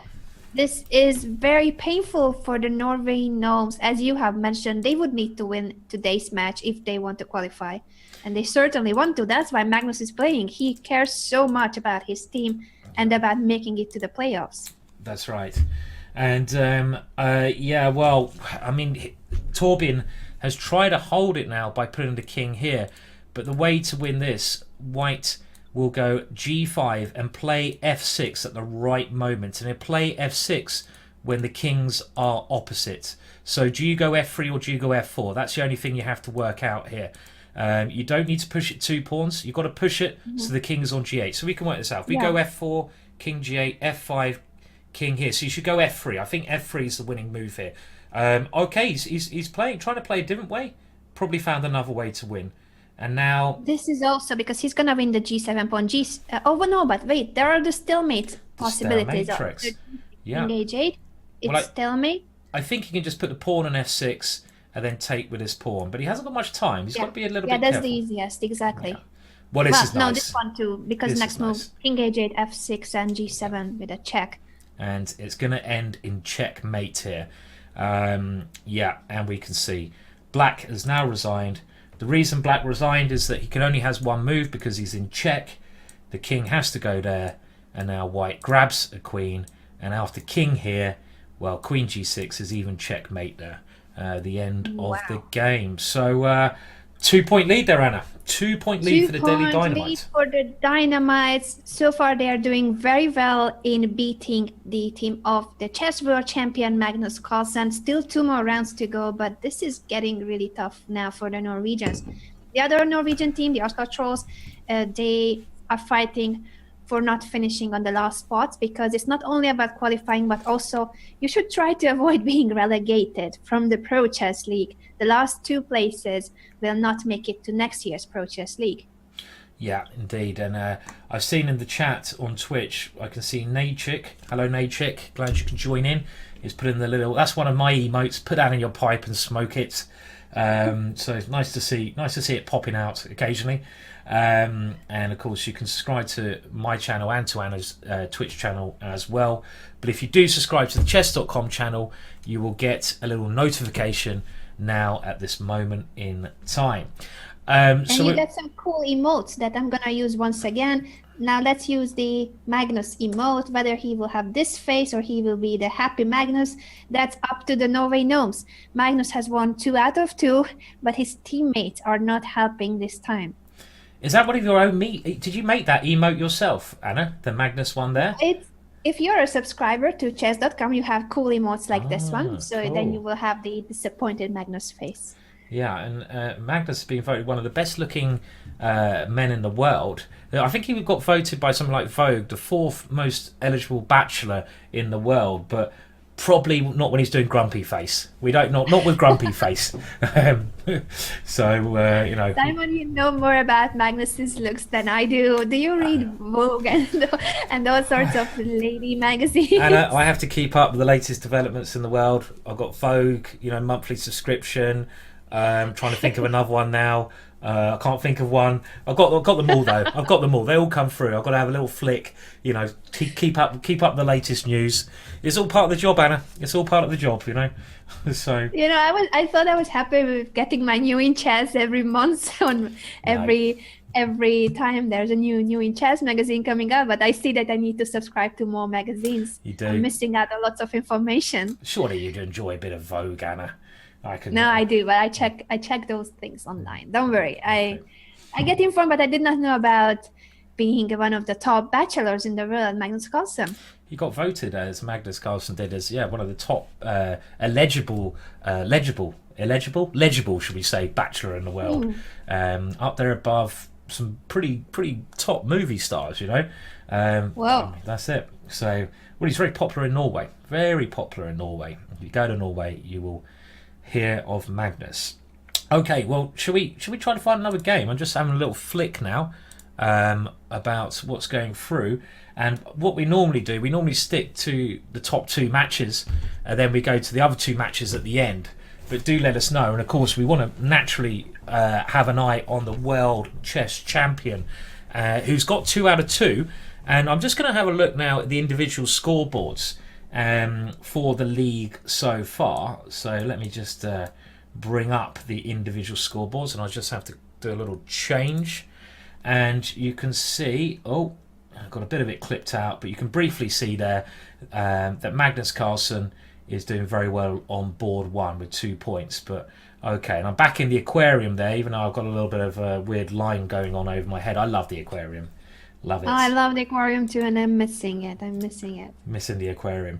And this is the penultimate round, and one more look at the team standings. And the team standings are as such. So this is, it's the green teams that go through, Anna. And what happens to the team in whites? What happens to those teams? In white do nothing. They will play next season, the Pro Chess League, but they don't get into the playoffs. So it's very important to be in the green. That's where you want to see your favorite team in the green. They will make it to the playoffs. The playoffs will be a knockout system, and the finals are going to be played in San Francisco. The top 4 teams are making it to the live first ever esport in chess finals in San Francisco with live commentary, hundreds of people being able to visit the venue. It's going to be amazing. So Simon and I want to be there as well, of course, and we are telling you guys that you should get tickets to San Francisco. Certainly, yeah, I'd love to be there to witness this live final of the greatest online chess minds in the world pairing off against each other. I mean, I think it will be absolutely amazing, and we're going to have some top class commentary going on there. I think it'll be the first time, a bit of a party atmosphere. I wouldn't say first time, but one of the first times, Anna, at a chess event where there'd be cheering. You can shout for your favourite chess player, maybe troll them a little bit. Exactly. Cool. So it's going to be just like other gaming events where the players are going to wear headphones. So you will be in the same area where the players, you can be shouting, telling out moves loud, and still they cannot hear you. You will not be bothering the players. This is going to be the first ever chess event where this is possible. It's going to be cool. It's going to be so cool. I mean, one kind of sport, I think it's a sport, I'm not really sure because they don't look like athletes, but one of the sports I like the most in England, very popular over here, is darts. I love a bit of Do you know dance, Hannah? Have you had Yes. oh, F3? Oh no, sorry, I'm watching Magnus. He's just gone F3. I can't What? Adam and Eve it. What's he doing? I think he's. It's not Fischer random, Magnus. Oh, is he going to go King F2? Will he do Oh, it? G4, G4. Or not G? Will he go King F2? Will he do it? Let's have a bet, What Anna. about knight H3 with the idea of knight F2? Oh, he's done Yeah! it. I play like Magnus. I play like Magnus. Oh, I don't think it. I mean, anyone who's new to chess, can I just let you know, if you're new to chess and you're watching this and you're thinking, oh, so this is how a world champion plays. They put their knight on the rim of the board and they go F3. You probably should. Well, not copy him because Black is doing the right thing. Control the center of the board is much. Basically, Magnus is trolling. He's trolling his opponent. Is that right? And he's trolling, is he? He's just trolling. But there's a He's very having fun. He's there's- having fun. there's a It's very- not disrespectful. He doesn't mean it against his opponents. He's just having fun. He's exploring new territories, going very original. And yes, certainly the Fischer random has definitely had a great, a great effect on his chess. Now he's more creative, more original, even more than before. And there's a very funny story behind this because I was commentating live when the player of the black piece is a very strong grandmaster from India. Let's call him Babu. Was playing against the female world champion Ho Yifang, and Ho Yifang trolled him by going F3. He played D5, and then Ho Yifang played G4. So Magnus is doing a Ho Yifang on his bottom. So I don't know. I mean, it's bizarre. I mean, look at this. Look at this. I mean, do not do this I at know, home. I know. Mentioning Hu Yifan, she is going to debut today in the Pro Chess League, top board of the Chess Bras. Everyone's favorite Chess Bras are bringing on Hu Yifan as their board one. She's going to debut today, as well as the other women's world champion, the current women's world champion, Tang Zhongyi. She is also a top board later on in the Pacific division. Yes, so it's going to be great to see her play. But already, well, Black has got very good development. Development is a key thing in chess, getting your pieces into the battle. And you can see that Magnus's army here, mainly these pieces highlighted, they're not into the battle. On the other hand, Black has got castled. Castling is very good. Magnus has castled by hand, is what we call it, but it's not the proper way to castle. So it should be a bit better for Black here. I mean, if I was Black, I'd just start lobbing Harry up the board. You know, just go for it. Start trying to open up the white king here. On the other hand, Magnus does have the two bishops, but he really is in troll mood today. He's really sort of playing some, well, awesomely weird lines, isn't he, Anna? He's playing against good players. He is against grandmasters, so his opponents are not beginners, but what he's doing is absolutely a crazy way of playing against fellow grandmasters. I'm not sure that in every game this can work, because he has been doing it already for quite many games in the Pro Chess League. Can it always work for him? So far, so good. I mean, Magnus at the moment has 9.5 out of 10 points. He is the world champion, Magnus Carlsen, with the white pieces from Norway. He's the best chess player in the world, maybe ever, a lot of people say, in best mind to come across the game. And he's got a sense of humour. And I guess this is what a lot of non-chess players would call a nerd sense of humour, you know, because he's trolling his opponents. He's playing stupid looking moves at the start of the game to just say, look, I'm trolling you. I'm going to beat you anyway, sucker.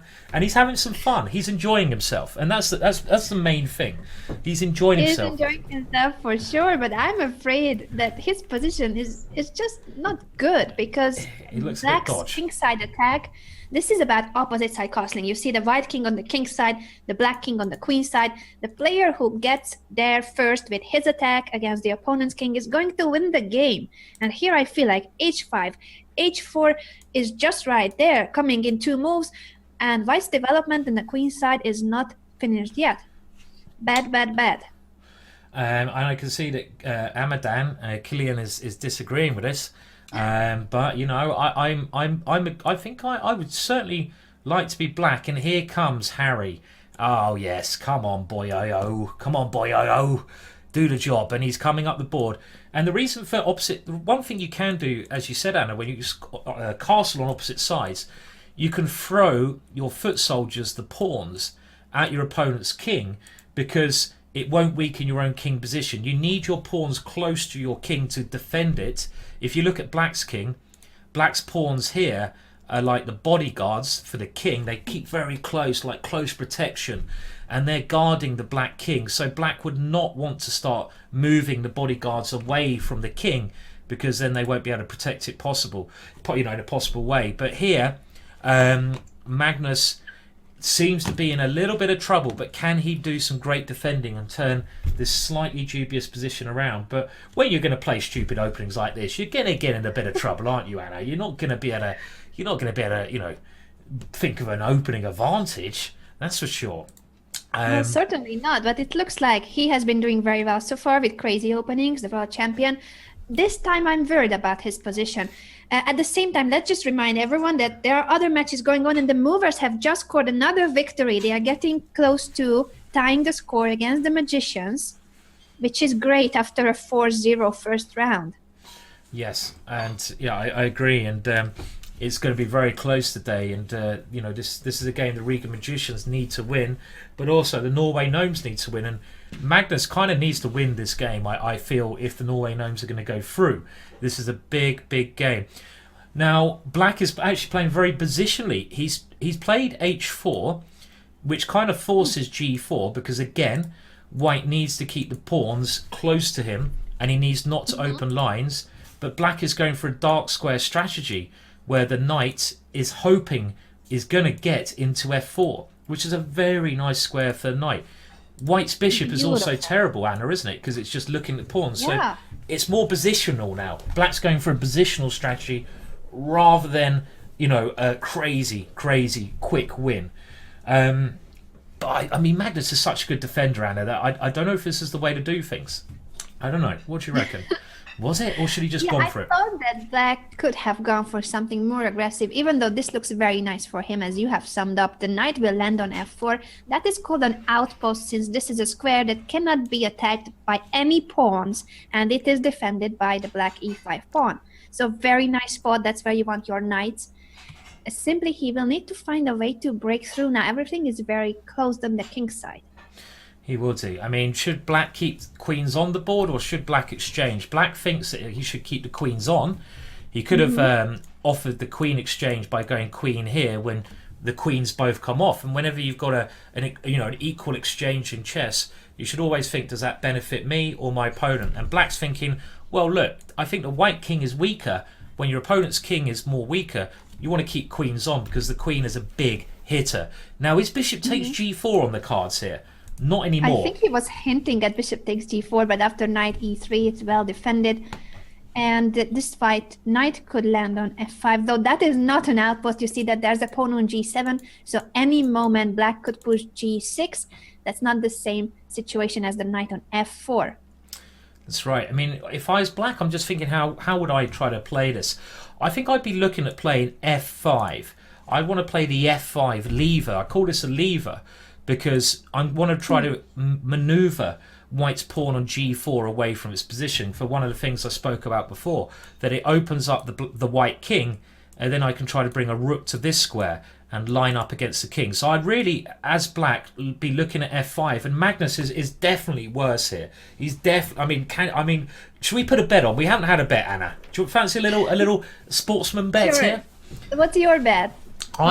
Are you saying that he's gonna save this? Because I think you were suggesting that he can still defend this. Actually, after Magnus's last move, which is a good move. That's a great move, getting rid of black's best piece. Okay, what am I betting? I did say I'm going to go for this is such a bad bet. I'm going to go for a black win. Okay, so I'm going for Magnus defending. But I will not say that he's turning tables. I'm saying that he's going to survive. Okay. That's a safer bet, I think. Although I'm still scared of his position. f5 seems to be a very strong move, tearing up the king side. Now, there's no way that you can keep things closed. Both the e4 and the g4 pawns are under attack. So you have to capture an f5 with one of the pawns.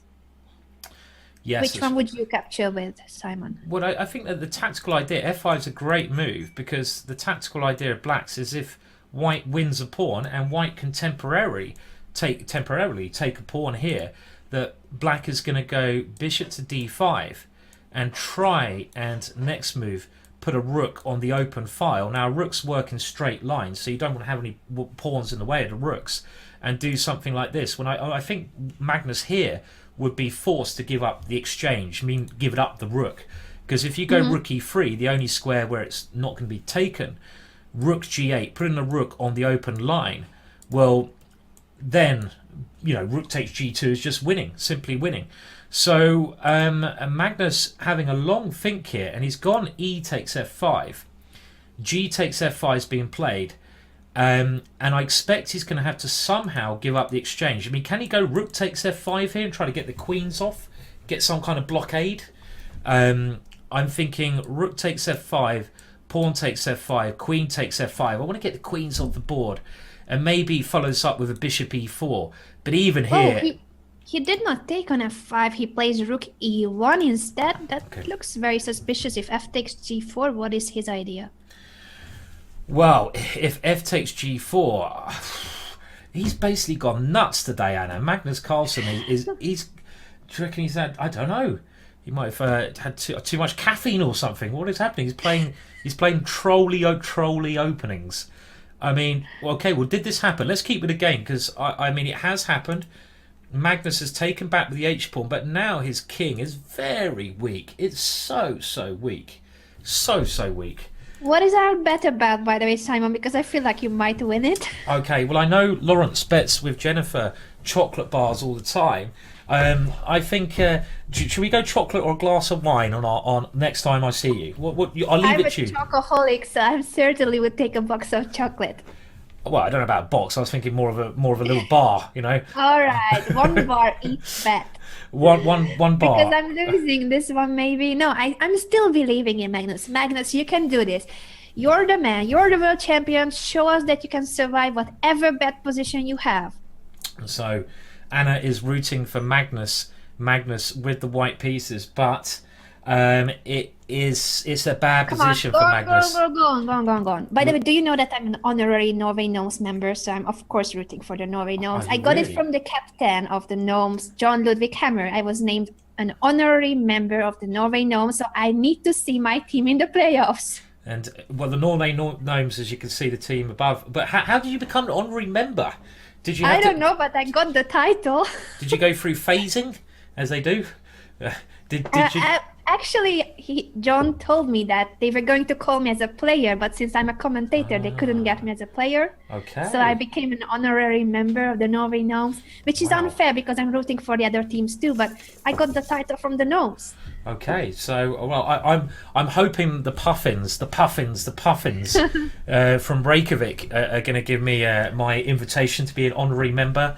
If anyone's listening, I want it anytime soon, please, puffins. And I mean, let's just remind everyone who's watching this.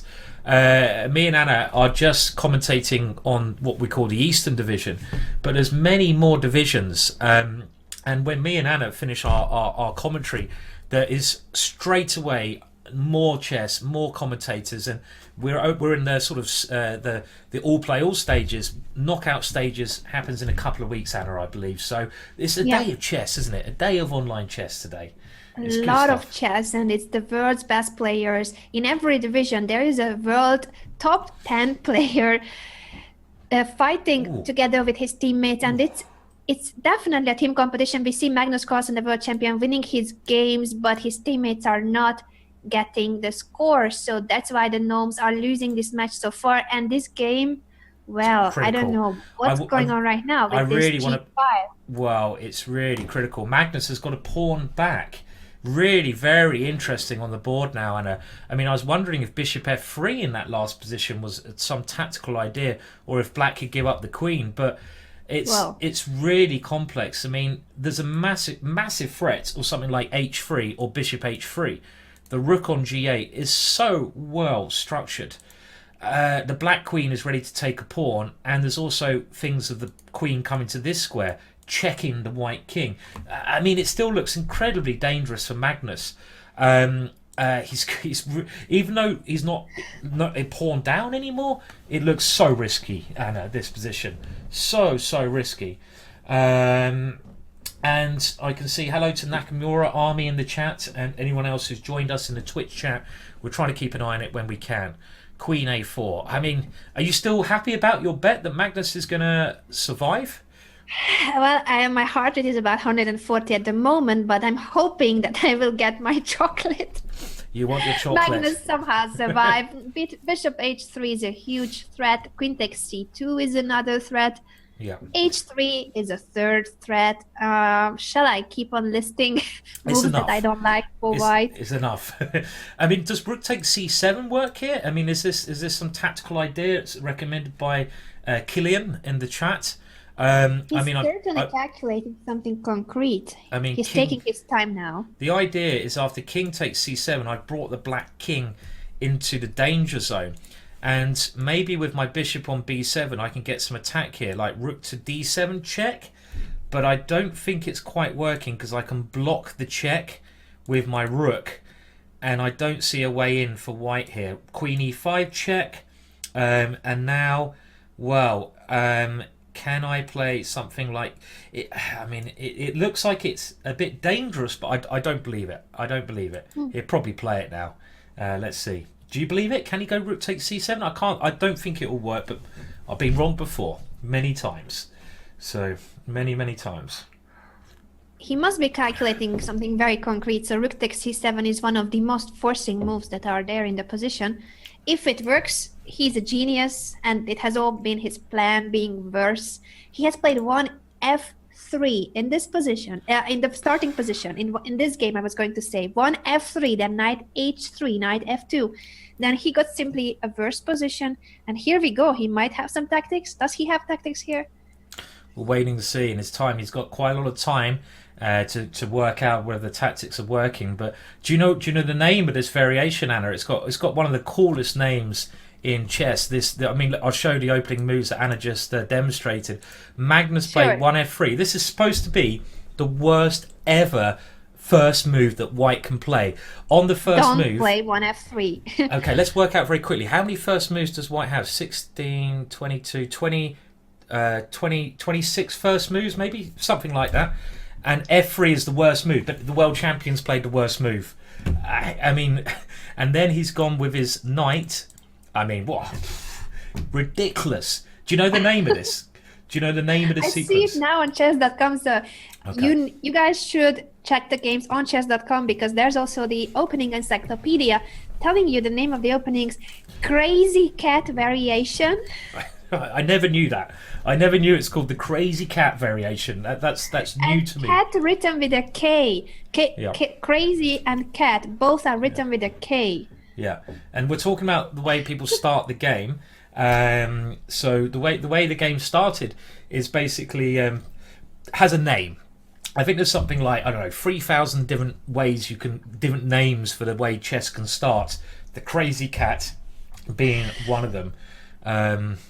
So, okay. Rook to c5. He has played, instead of sacrificing the rook, which we don't know if it was good. We just left Magnus Carlsen calculated, and we were lazy to calculate ourselves. Rook c5. Now he wants to take on c7. What's going on about the moves that we mentioned before? h3 or bishop h3? Bishop h3 probably. Yeah, one of these moves. So he's gone bishop h3, and the threat, of course, is just to come down and take on g2 there. So Magnus has to block the rook on g8. g7. So he's gone rook to g7, only move. Otherwise that would be a killer. And it looks like black has worked something out here. Bishop takes g2, and he's getting ready to just play rook takes g2, and then the queen can come back round. I mean, it looks like, could this be the first loss that the world champion has had this year in the Pro Chess League? Could it be? It might well be. I could be winning a bar of chocolate here, Anna. I'm thinking it better be nice chocolate. Oh my! I'm seeing my chocolate disappear, and I will need to get you a chocolate. Which, of course, I'm very happy to give you presents, but this is not what we wanted to see. The world champion. No, it looks bad. Going down. It looks like. It looks really bad. It looks like he's really struggling here. I mean, the point is here. Well, rook takes is bad. We can rule this one out because the white king is just going to be too naked. Having a naked king when there's pieces on the board is not recommended. You need to keep clothes on or you will get arrested for public indecency. And here, well, some simple way would be rook g8. And I think the queen is coming in. The king is just too weak here.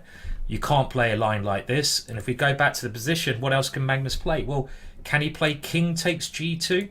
He has just played king takes g2, and we shall see if Blooded Babu can find a way to convert this into a full point against the chess world champion. Magnus lost 2 games in the first Super Saturday when he was streaming, and then he stopped streaming and he started scoring more. But none of the games were this bad. So he started this game. It was just bad from the beginning for white. Is queen d7 a move here, Anna? I'm just wondering about queen d7.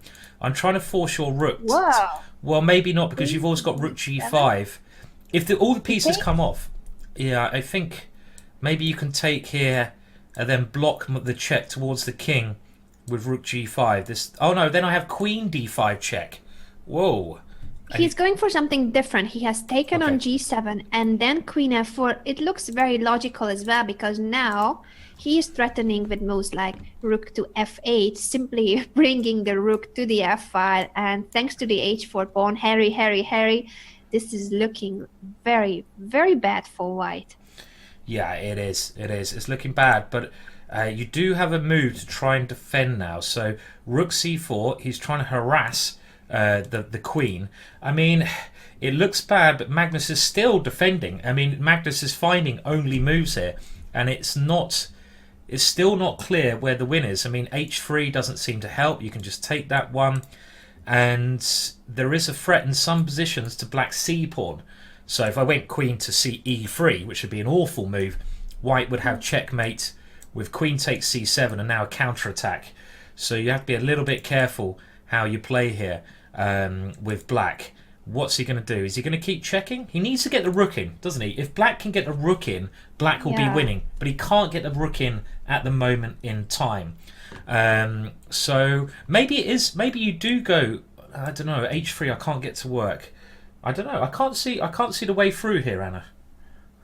Well, he's now dropping the h pawn, because if the queen just simply comes back to d6, you have to be protecting the c7 square. So he needs to keep the queen on the diagonal. But then I have rook takes h4. Rook takes h4. So maybe then it makes more sense to give up the pawn with a check on h3. After king takes, then you give another check with the queen and then try to bring the rook, but the c7 pawn is still hanging. That's the problem. The c7 pawn is always weak. Yeah. King h2, and as you can't get your rook in the game, I think Magnus' position seems to be improving. Can he win this? If he wins this game, Anna, this will be an absolute sacrilege to the chess world. I mean, he's properly trolled his opponent. If he wins this, I don't know. I was going to say something silly there, but I mean, can he win it? Do you think he will? Well, as things look at the moment, maybe. So who is getting the chocolate in that case? Magnus? I think you win the chocolate, Anna. If unless black wins. Oh, he didn't take the pawn. Magnus is actually didn't like some variation with king takes pawn. He's keeping his king safe. So black now is coming with the check. King h2. There's a big threat. Queen takes c7 here. So, and also if you move the c pawn, Magnus will be better with a queen g3 check. Can he grab the pawn? Is he going to play for a win? Queen takes pawn. King takes pawn. Or is he going to say? Is he going to go back? Maybe it's a draw. He's gone for the win. He now takes on h3. Oh, he's gone for the win. He's a lunatic. He's going. The only way to win would be to maybe march the king up the board like some kind of absolute loony. I don't think Magnus is going to lose anymore. I think you've won a chocolate bar. I think he's doing fine. And now, well, black can still make a draw. He can force a draw by repeating the checks. You cannot cover up. You cannot play queen g3 because rook h8 would be a killing move afterwards, a killer after. We can later show it. I think they will now repeat moves and then we can go into details. This has been once again, what an awkward game. Very exciting to watch, of course, but it's not every day that you get to see the world champion playing this kind of chess. No, that's true. Can he not play this and then rook h4? Hang Black is playing for a win. Black is Black is playing not for a win. repeating moves. Black wow. is very brave and he's going for the win even with the pawn down. Of course, the white king is very weak, but still. Does he not Kudos to know? Lalit Babu. Does he not know he's playing the world champion, Anna? Has no one told him you're playing the world champion? What about that? Okay. Well, I guess the thing is, Anna, the white king is so exposed. It's like it is really naked. Look at the black king. The king is the most important piece because if you can trap the king, you win the game. The black king is really well protected, but the white king, it really is so exposed there on h2. Magnus centralising his queen. Now, if black can get his rook into the game somehow, he will win, but he can't go to that square with check because he will lose his rook. How does he do this? How does he get it in? Well, he's thrown a check. You need to get the black rook in. You can't just checkmate with one piece, the queen. You need more. How can we get it in? I mean, yeah, all credit though to him. I mean, this is great. Babu's going for the win, and then he'll get the double under against the. He's going for it. Well, this is insane. So Grandmaster Lalit Babu, he deserves all credits. He's playing for a win still in this position. He's not repeating moves. Okay, maybe now he will start repeating moves now that I'm praising him. He's changing his mind. I think he should play for a win. He just needs to get his king safe. He's playing for the win. Round of applause to Babu. Wow. And I must say, if Babu does win this one, he would have beaten the women's world champion and the men's world champion. So go for it. Go for it. I like that move though, Anna, because he just wants to go something like king a8 and then his rook can move. Then his rook can get in the game. If his rook gets in the game, he will win the game. In order to checkmate, to trap the white king, you need more than the queen. You need the queen and the rook. But if you move the rook at the moment, then white will come down and take on c7. So he's trying to move his king away and then bring the rook into the game. Can Magnus stop this idea? I think it's still good for black. Am I going to win the bar chocolate or is Anna? I don't know. I think I'm winning the chocolate. I think, but I'm not sure. Oh, this is so close. This is so close. The king is so bad on h2. Could it be worse? No, it could not be worse than the king on h2. Oh my. It's a very tense one. Magnus brought his rook over to try to, kick that queen away. If he can get the queens off the board, if you can imagine that white could somehow maneuver both these queens off the board, then of course he will be doing very well. He's a pawn up, but black now has a choice to make. Does he go back to f3 or does he come somewhere else? I like the idea, Anna, of maybe a check now. He's gone check because then my rook can come in with check, but you do have rook g4 then, and you might lose your advantage. Maybe white is doing okay now. It's all about the rook. I don't know if that check now, easy to say after it's happened, was the best move. He's coming behind. He's trying everything. He's literally trying everything. Oh my word. I would like to know, our community on Chess.com and on Twitch, what will be the result in this game? What do you think? Will Magnus Carlsen survive? Will he win this game, or is it black who is winning? Do cast your votes now on Twitch and on Chess.com. I'm going to be looking at the chat. I want to know your opinion. The wisdom of democracy. Everyone here on Chess.com and Twitch. Danny Springer is saying, if Magnus wins easily, I'm quitting chess. Well, he's not going to win easily. It's not going to be an easy win here. It's going to be a hard win. But the nearer the white king, if the white king can scuttle its way, like the cockroach king it is, over to the queen side, then white will be doing well. White will be better if the white king can escape, because then it can start to be protected by its pawns. And Magnus is... I think Magnus might win this now. But we've got a bet already. I'm going for a Magnus win somehow. I don't know why. I don't know where that came from. I'm going to do it. I think you're going to take the chocolate down, Anna. You're going to take it down. What's your favourite type? I'm not taking it back. I think Magnus will survive. I'm hoping. Yeah. But I don't trust his position a bit. Now they're coming to g2. This is looking horrible. Yeah. I see all three results in the chat on chess.com and on Twitch as well. So most of the the comments, I believe, say draw. If my very quick count is something that we can rely on, but all three results are still possible. I don't know. I hope that you guys are right and it's going to be a draw, and then I win my well-deserved chocolate. What chocolate bar will you go for, Anna? I don't know. I love chocolate so much that I love all sorts of chocolate, but especially dark chocolate. Dark chocolate. Okay, right. We'll have to... And English chocolate is so good. I love After Eight too, with mint. Okay, After Eight. You're sounding confident. I know. So shall I give you my address already, or will we see each other next week? I have to hand it in person, I think, Anna. It has to be in person. You know, well done, has to be attached to it. You bet on Magnus. But hang on a minute, this last move, Black has now grabbed a pawn. So Black's not even a pawn down now. Black is not a pawn down, but is that a blunder? Because, there's a takes on c7. Queen takes c7? There is, it's only a check. It's one only pawn a check. Less, one pawn less. It's not its mate. King is still horrible on e3, but it's one pawn less. What a game this is, though. What a game. This is one game, this one. I mean, it really is. The white king is just exposed, but Black can't find a way to checkmate it. Even though Black has two of his most powerful pieces attacking it, there's no way at the moment, and the white king is getting nearer to safety. If it can run away, just do a Forrest Gump. Run, Forrest! Run! Run! Run! Please run. I'm praying for Magnus's soul at this moment. He's running. He's running. He's running. If he can get to a2, he might win the game because he's a pawn up. He's running. But he can't run anymore because there's a rook c8. Oh, he can't. Rook c8. Rook c8 wins. Rook c8 wins. Magnus is losing. Chocolate is mine. Give me the chocolate. Give me the chocolate. No. I will have a Yorkie bar, please. No. Yeah, I like my Yorkie bars. Well, hang on a minute. Can he get a fortress? Can he get a fortress? Magnus does not believe in fortresses.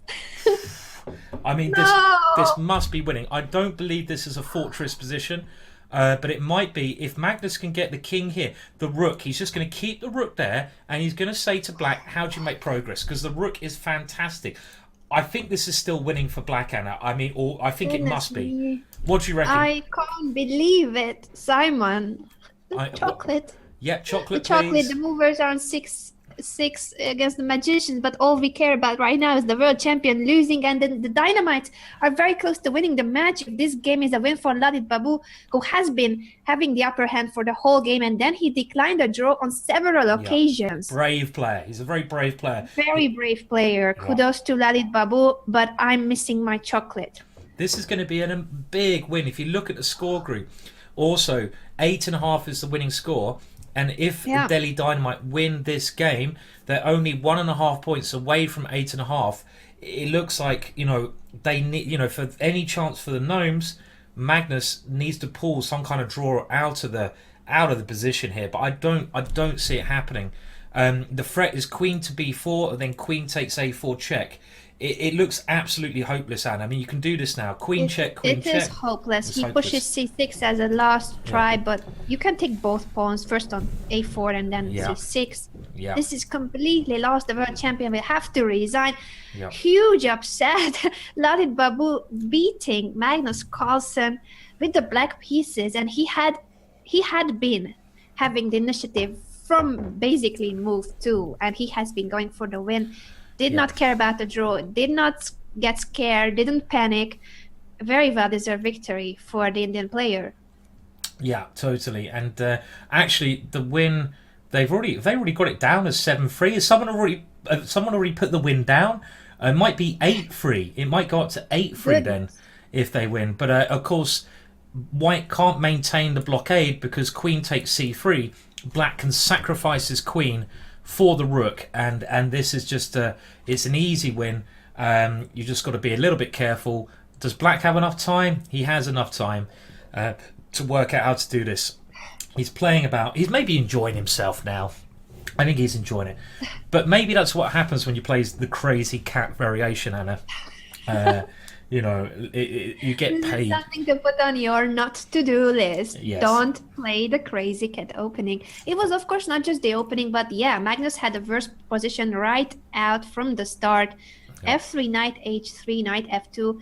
We were saying this. Oh, look at the queen b3. winning the Oh, king and pawn endgame. oh, well, does it? Does it win the king and pawn ending, or has black just blundered He, his queen? he wants to push a3 and then it wins with the c pawn. The king Yeah, is in the yeah, key squares, yeah. so he's winning by A pushing three a. A3 king B1. Can I get a Oh, draw? Let's oh, see. but I can still push c5 and I'm still in the critical Well, then I squares. could take on A3, can't I? Let's have a look. If Oh, A3, if but you have A3, some can lost I go tricks. You're king right. No, B1? no, no. You're right. There's some danger because of the Yeah, stalemate. because this is A3, stalemate. king to B1. Yeah. Well, let's have a look. I'm thinking, yeah, A3 has not been played yet. I mean, it's not, and look at the time. Black is on. There's still some chocolate bar chances here, Anna. Whoa! And this is why did he give up No his queen? way! Why did he No do that? way! Why did he do that? I don't know why he did He that. This thought is it was winning completely. He thought that the king and pawn game was completely winning. ah, Maybe it is still winning, but it's not he's easy. down to 20 seconds. Okay, so now he's played it, and the point is that if king B1, you can just King take on B3. B2, or king B3. Oh, Yeah, no, take on better B2. better to take because yeah, you're Yeah. right. It's much easier to take. The Should be king is winning. in the right square, so Should the be winning. c6 pawn. Yeah.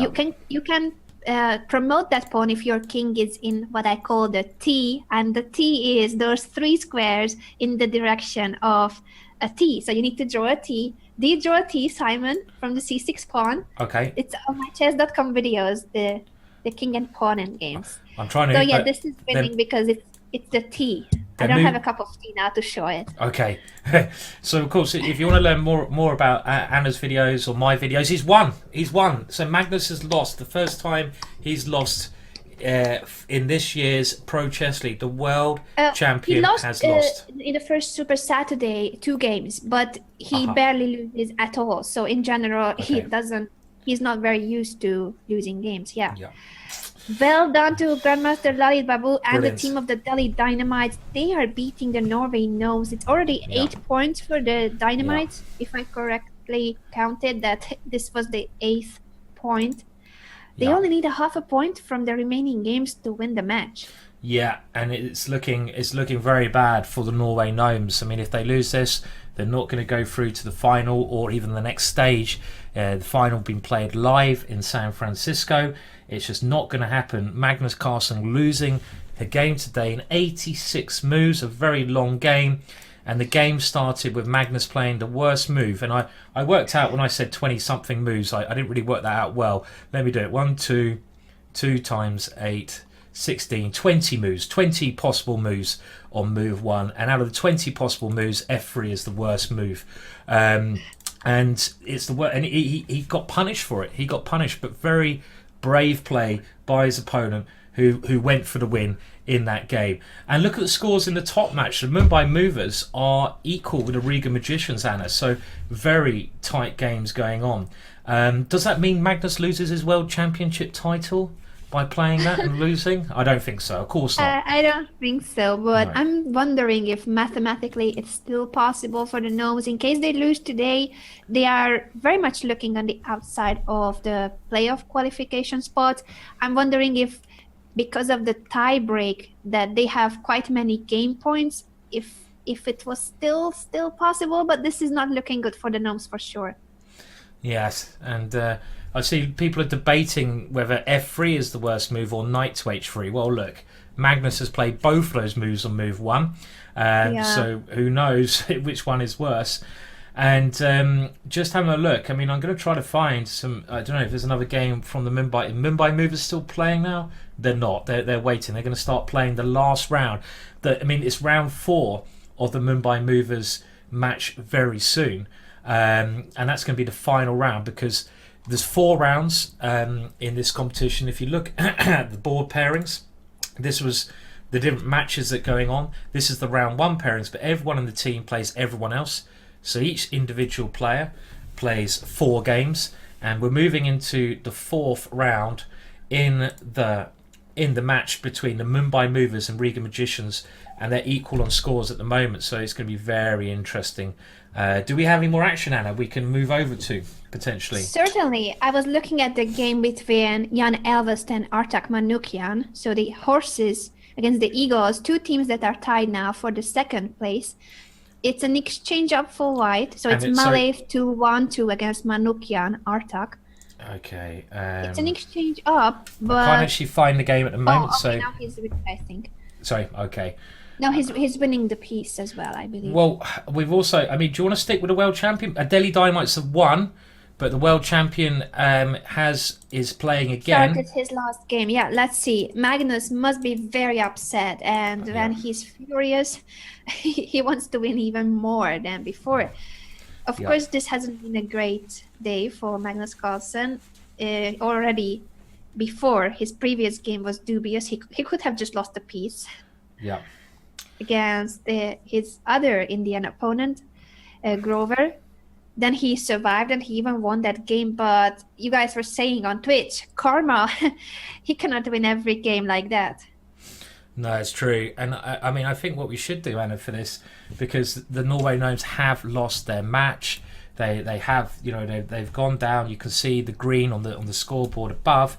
The Delhi Dynamite are now on the magic score of 8.5. So a bit of a disastrous round for the Norway Gnomes. Great victory for the Delhi Dynamite. But I think Anna, we also must keep an eye on the last round of the Mumbai Movers versus Reed I was just Magicians. going to add that I think mathematically it would still be possible for the Gnomes if they win in the last round next week and then tie with their higher game points. They could still make it, I think, but I'm very bad at maths and that's just very desperate. But this is what they have. They are going to lose today's match. Look at the way Magnus is playing. Magnus has sacrificed 2 pawns. I mean, I love this opening. This is called... I actually brought a book on this as well. It's called Smerdon's... let me just have a look at the bookshelf. Smerdon's Scandinavian. Just wanted to check that it was the Scandinavian. And it's a line where Black basically sacrifices to get all this activity. He loves moving his king. Do you reckon Magnus has literally forgotten how to castle? He's just saying, I don't know. Fisher random. Fisher random. He did kind of forget him Fisher random, but look at the activity Black's got, Anna. I mean, it's I love it. Great this is activity. finally a game that I love. Yeah. He's 3 pawns down, but all his pieces are playing, and White is lacking development. Yeah. I wouldn't be surprised if he wins this game very quickly. It's a furious beast, Magnus Carlsen, right now. He is, you know, a wounded animal is a dangerous animal, and Magnus is so. Oh, look at this! He's going for glory. He's now bringing the White King out. He is mad. Magnus is mad. He's saying, "Look, son, I'm taking you down this game." But is that correct? What's his follow-up? He's given up the rook, which is 5 points, for the bishop, which is only 3. So he's lost 2 points there. He's already 2 points down. Magnus is only 4 points down. He needs to kill the king. How does he kill the king? What's the idea? Rook takes, king takes, and what does he want? What does he want? Does he want can just... give a check on e7, or... Does he want queen e7 and knight takes d4? Something like this? Do we go check? And then if the king goes back here, do we go knight takes d4? Just keep coming? Knight takes d4. And then we try to get our bishop to this square, and we just... Queen takes d4, what's the C5. follow-up? Bishop c5. And I'm Bishop c5, and I take it. You got the same position. Well, I was thinking after. Oh, you mean you give a check on e7 first, Yeah, and then give a check on e7 first, okay. And then I'm looking at a different position. And then maybe play this line. But what's he played? Oh no, Simon! I even have to congratulate you for winning a chocolate. Oh, hang on, he's got knight takes d4. Sorry. Yeah, I was just congratulating you for winning a chocolate. Oh, thank you. And I'm looking forward to the chocolate. Don't look so sad. It's it could have been a whole box of chocolates, Anna. I was very generous. I wanted a box of chocolate. Yeah, but you have to win the bet, Anna, to get a box first. Oh, shout out to our Chess.com team. I see Simon with a picture of the smallest ever chocolate that I have seen in my life. I think I'm going to get that for you. Okay. Is it like... That was mean. You will get the best chocolate. You will get the one that you like the most. This is a beautiful game, though. I mean, this wounded beast Magnus. This is brilliant, because if queen takes d4, Anna, can't we just go queen e7 check there? I mean, is that mating? I mean, look at it. This could be the immortal Magnus game, and this is what happens when he plays well. Or is it something else? Is queen e7 check here where it's a whole rook down? But if the king now, where's the king go? If the king goes to d2, rook d8, pins the queen, and it wins the queen. That's called a pin. Yes. And let's just do it by the process of elimination. If the king goes to f2, that pins and wins the queen. And if the king goes to f4, hello, I can go knight check. You have to play king takes bishop here. And excuse me, this cannot be surviving. No way can you survive this position. No, you can't do it. It can't happen. It's got to be check, king here, bishop e7 check, king takes here, queen g6 checkmate. That would be nice. Beautiful. So after knight a4. Is it going to happen? Well, in actual fact, Anna, after knight d4, sorry, it didn't happen. You're right. What happened, Anna? I was getting carried away there, the madness. So King f2 after knight takes d4. White is trying to survive. Yeah. Bishop c5 and knight a4. Okay, so White is desperately trying to get rid of the bishop. That was a pity. I wanted to see a bit of Magnus magic there. And it's still Magnus magic. Look at that. Bishop c2. It is He's magic. He's just gonna take the knight next move if you move the queen. So White is sacrificing his queen. He's got a rook and a piece. Look at that move. Plus undeveloped army on the king's side. This is a lost position for White. And it's only move 15. This is what happens when you make Magnus mad. A mad, wounded Magnus is a very, very dangerous animal. This is a beautiful game. I have to say, Anna, this must be a real contender already for Game of the Week. I mean, he's just gone for it. It's like a romantic game from, I don't know, the what sort of 18th century or something. Morphy. This is like an immortal game, like a Morphy game. It is. So certainly he deserves credit for this game. We felt sorry for the world champion for his previous game, but also in round 2 he was lost. He could have just had a piece down, so he's not having his best day, but he's producing this brilliant masterpiece in the last round against the strongest player of the Dynamite. He is. Very, very nice game. And he's got the queen up. The problem for White is, okay, first of all, the knight has been attacked, but look at the pieces. The white pieces are just disgusting. Maybe rook e8 is just going to win the game now. Bringing the rook into the game, and he's played it, and he's threatening the queen, diving into the guts of White's position. The world champion is angry, and this is the way. This is why anyone who says Magnus can't play tactical chess because he only plays positional chess. Hello. Look at this. Hello. This is him being angry. Maybe I'd like to see him angry more often, Anna, if he plays like this. Would you like to see a more angry Magnus? You know? Well, if this is the result of his anger, maybe we should make him angry. I think so, yeah. I mean, maybe that could be someone's job before the World Championship. You know, before the games of the World Championship, your only job is to make Magnus angry. So you've got to like jump out on him and just say, Magnus, or something. I don't know. That could be a job I could do. You know, I could be Magnus's personal troll. Make him angry. Get him in the right mood before the game. Why not apply already today, Simon? You should apply for the job. I think so. I'm going to do that. World Championship match. I can be his Magnus's angry man. Is that what am I talking about, Anna? I think you're too nice to make him angry, Anna. I don't think you could do this job. This is a job for me. It's not a job for you, I think. Would you agree? I think you're just too nice. I'll do it also. You could team up with Ben. Oh, me and Ben. Oh yeah, me and Ben teaming up. Oh yeah, what a magical idea you have there, Anna. Magical idea. Thank you for putting that image into my head. So c5 and okay. Another problem White has here is that these two pieces cannot move.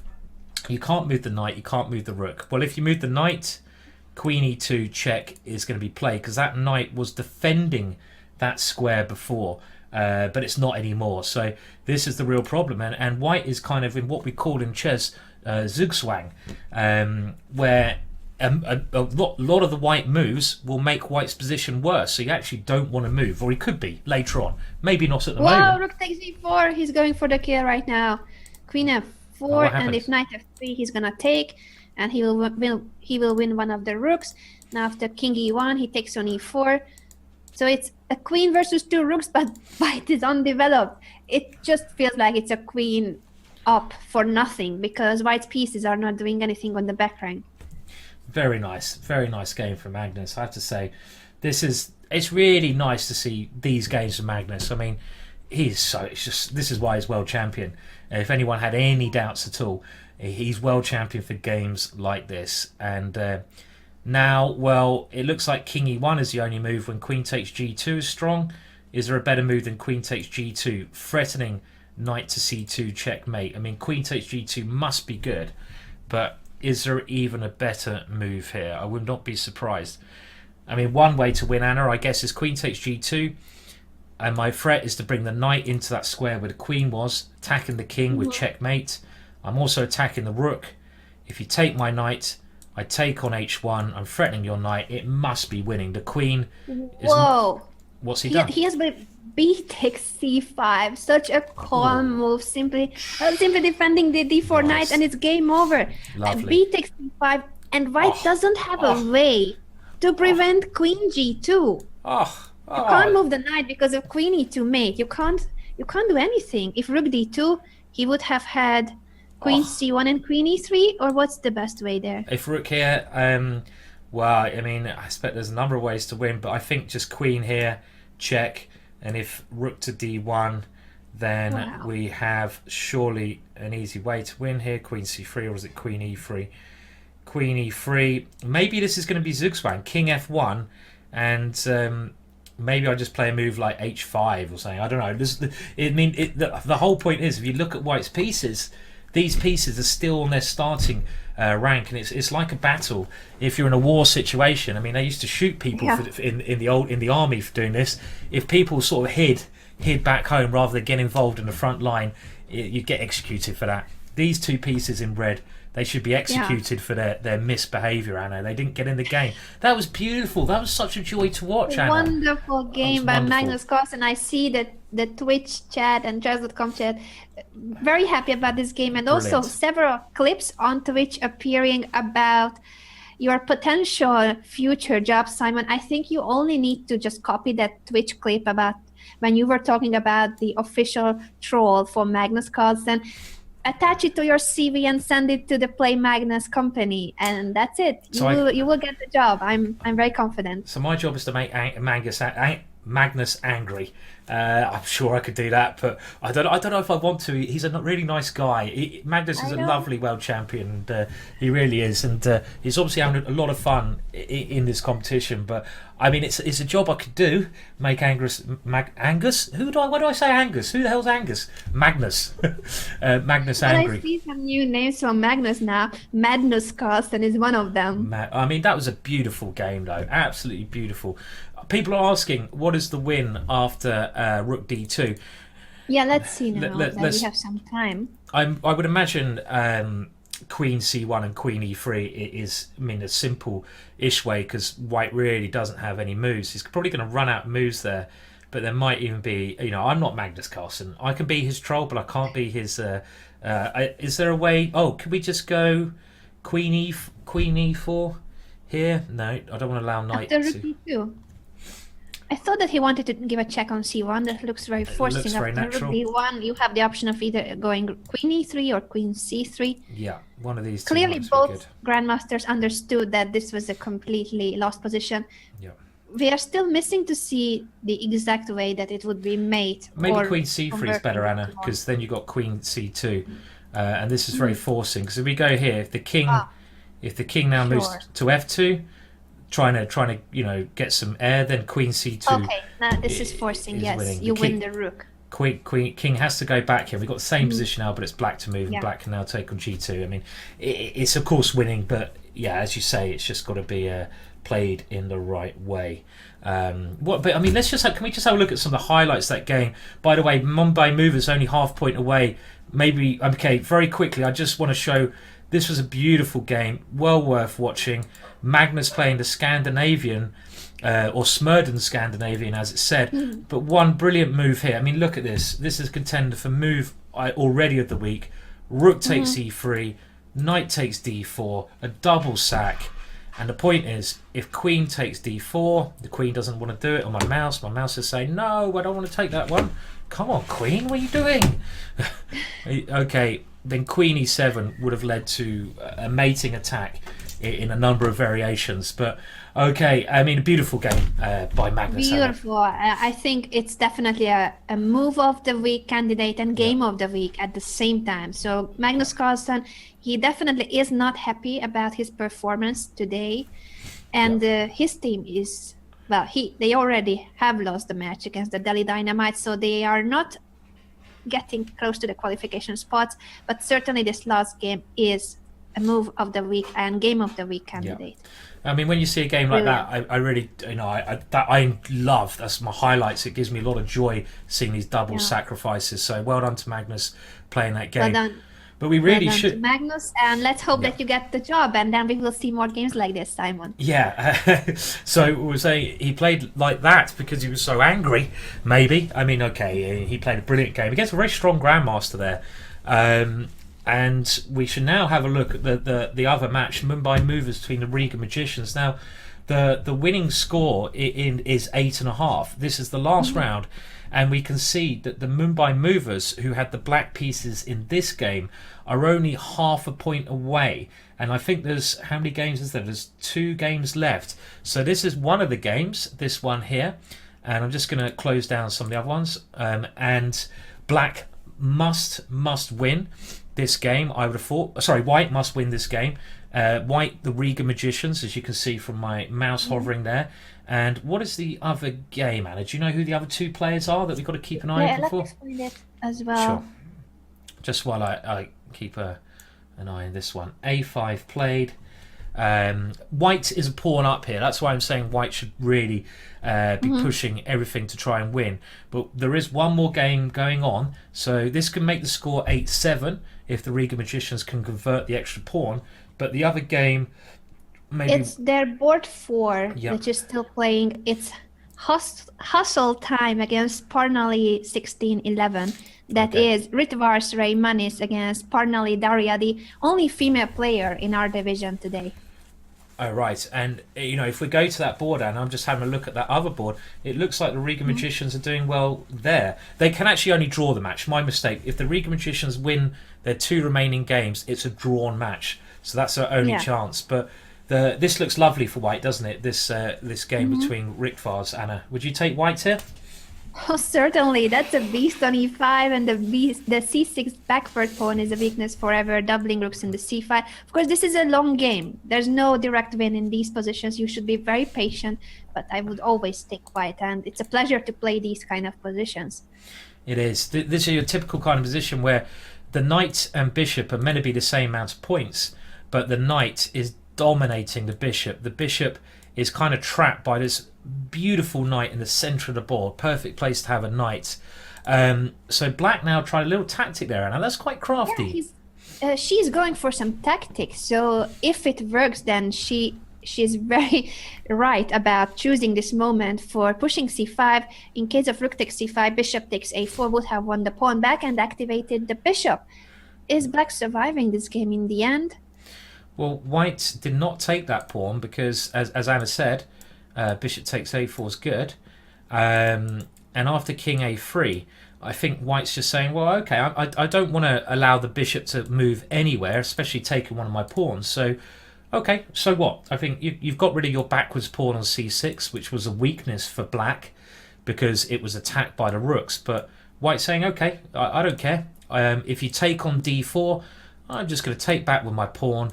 I keep my lovely white knight, and I've got the open file for my rooks there. So still looks very good for white. We have a couple more moves, and knight d3 played. That knight thinks c5 is a better square, Anna, because it will defend the b3 pawn there, which black is trying to target with the 2 rooks in this position. So I think that's the idea of bringing the knight around to d3. But a very close match, and let's remind everyone that white must win this game. And should we quickly look at the other one, Anna? We'll quickly go back there. Other one also, the magician needs to bring on some magic to win that. And in that one, white is a pawn up. So black needs to get a draw in order to the Mumbai Movers to win the match in one of these 2 games. Which one do we think is more likely? Well, this one, still chances to draw. And as black seems to be stopping white from advancing here at all. It's not easy for white to make progress, maybe. The knight is a little bit passive. It can't jump into the game. And now white is moving the king back in the end game, the end part of the game. Your king is a very active piece, and you want to start using your king. So maybe there's some chances here, Anna, to hold this one. So for black. Time situation, quite bad for black, though. Yes, but I think you're right that I would definitely try to defend this one, and the other I feel more dangerous for the magicians. Yes, we can Oh flip no, back. wait a second, the other way around. Sorry, no, actually, I was thinking of it the other way around. No, white is winning here, and white is Ritvars Raymani, so the magicians can actually tie the match. Well, but wait a second, they need to win both games. I'm very bad at maths. Yes, well, I think the Riga magicians are better. Am I right here? I think they are both winning games. this one. Ritvars is going to win. That's my guess. And the other game, I would say that it could end in a draw, but draw favors the movers. Yes, that's right. So we're keeping an eye on both games, but maybe we should just stick to one of them at the moment. Hustle time. Okay, that's another game. I'm just seeing. So I saw a draw offer. I thought, where did that come from? They can't have a draw here. But white again. Shall we go back to Sure. Arthur's Bernotas versus Swapnil Dopade, because Wow. black has started pushing the D pawn, and it's either very good or very bad. He's going to drop that A pawn. Let's see Does he have enough? Let's see how that happens. So black just went A4, A3, A2, trying to get the queen all the way down.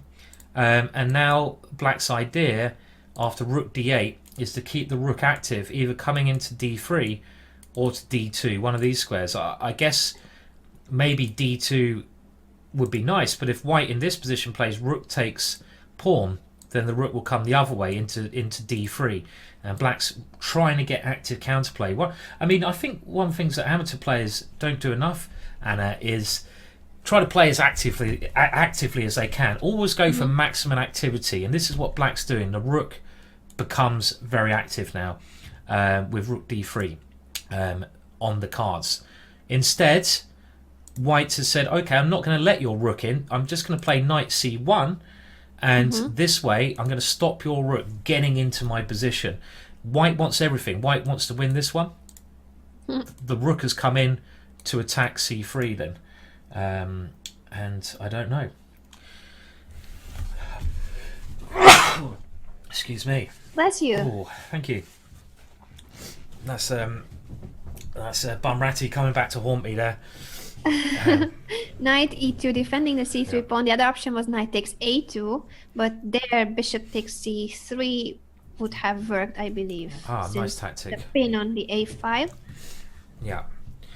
But no, then bishop takes C3 doesn't work because you have rook G1 check and then you take. So Let's have a look at that. So in this position, was that a bluff? knight takes A2 looks certainly like a way to play with king B2 coming. Anna pointed out if bishop takes C3, a little idea, because now knight takes bishop, rook takes rook happens, but white can play the intermezzo move, rook G1 check, and then take the bishop. I think you're totally right there, Anna. Totally right, because aren't they quite near? By the way, black has offered a draw, quite cheeky there.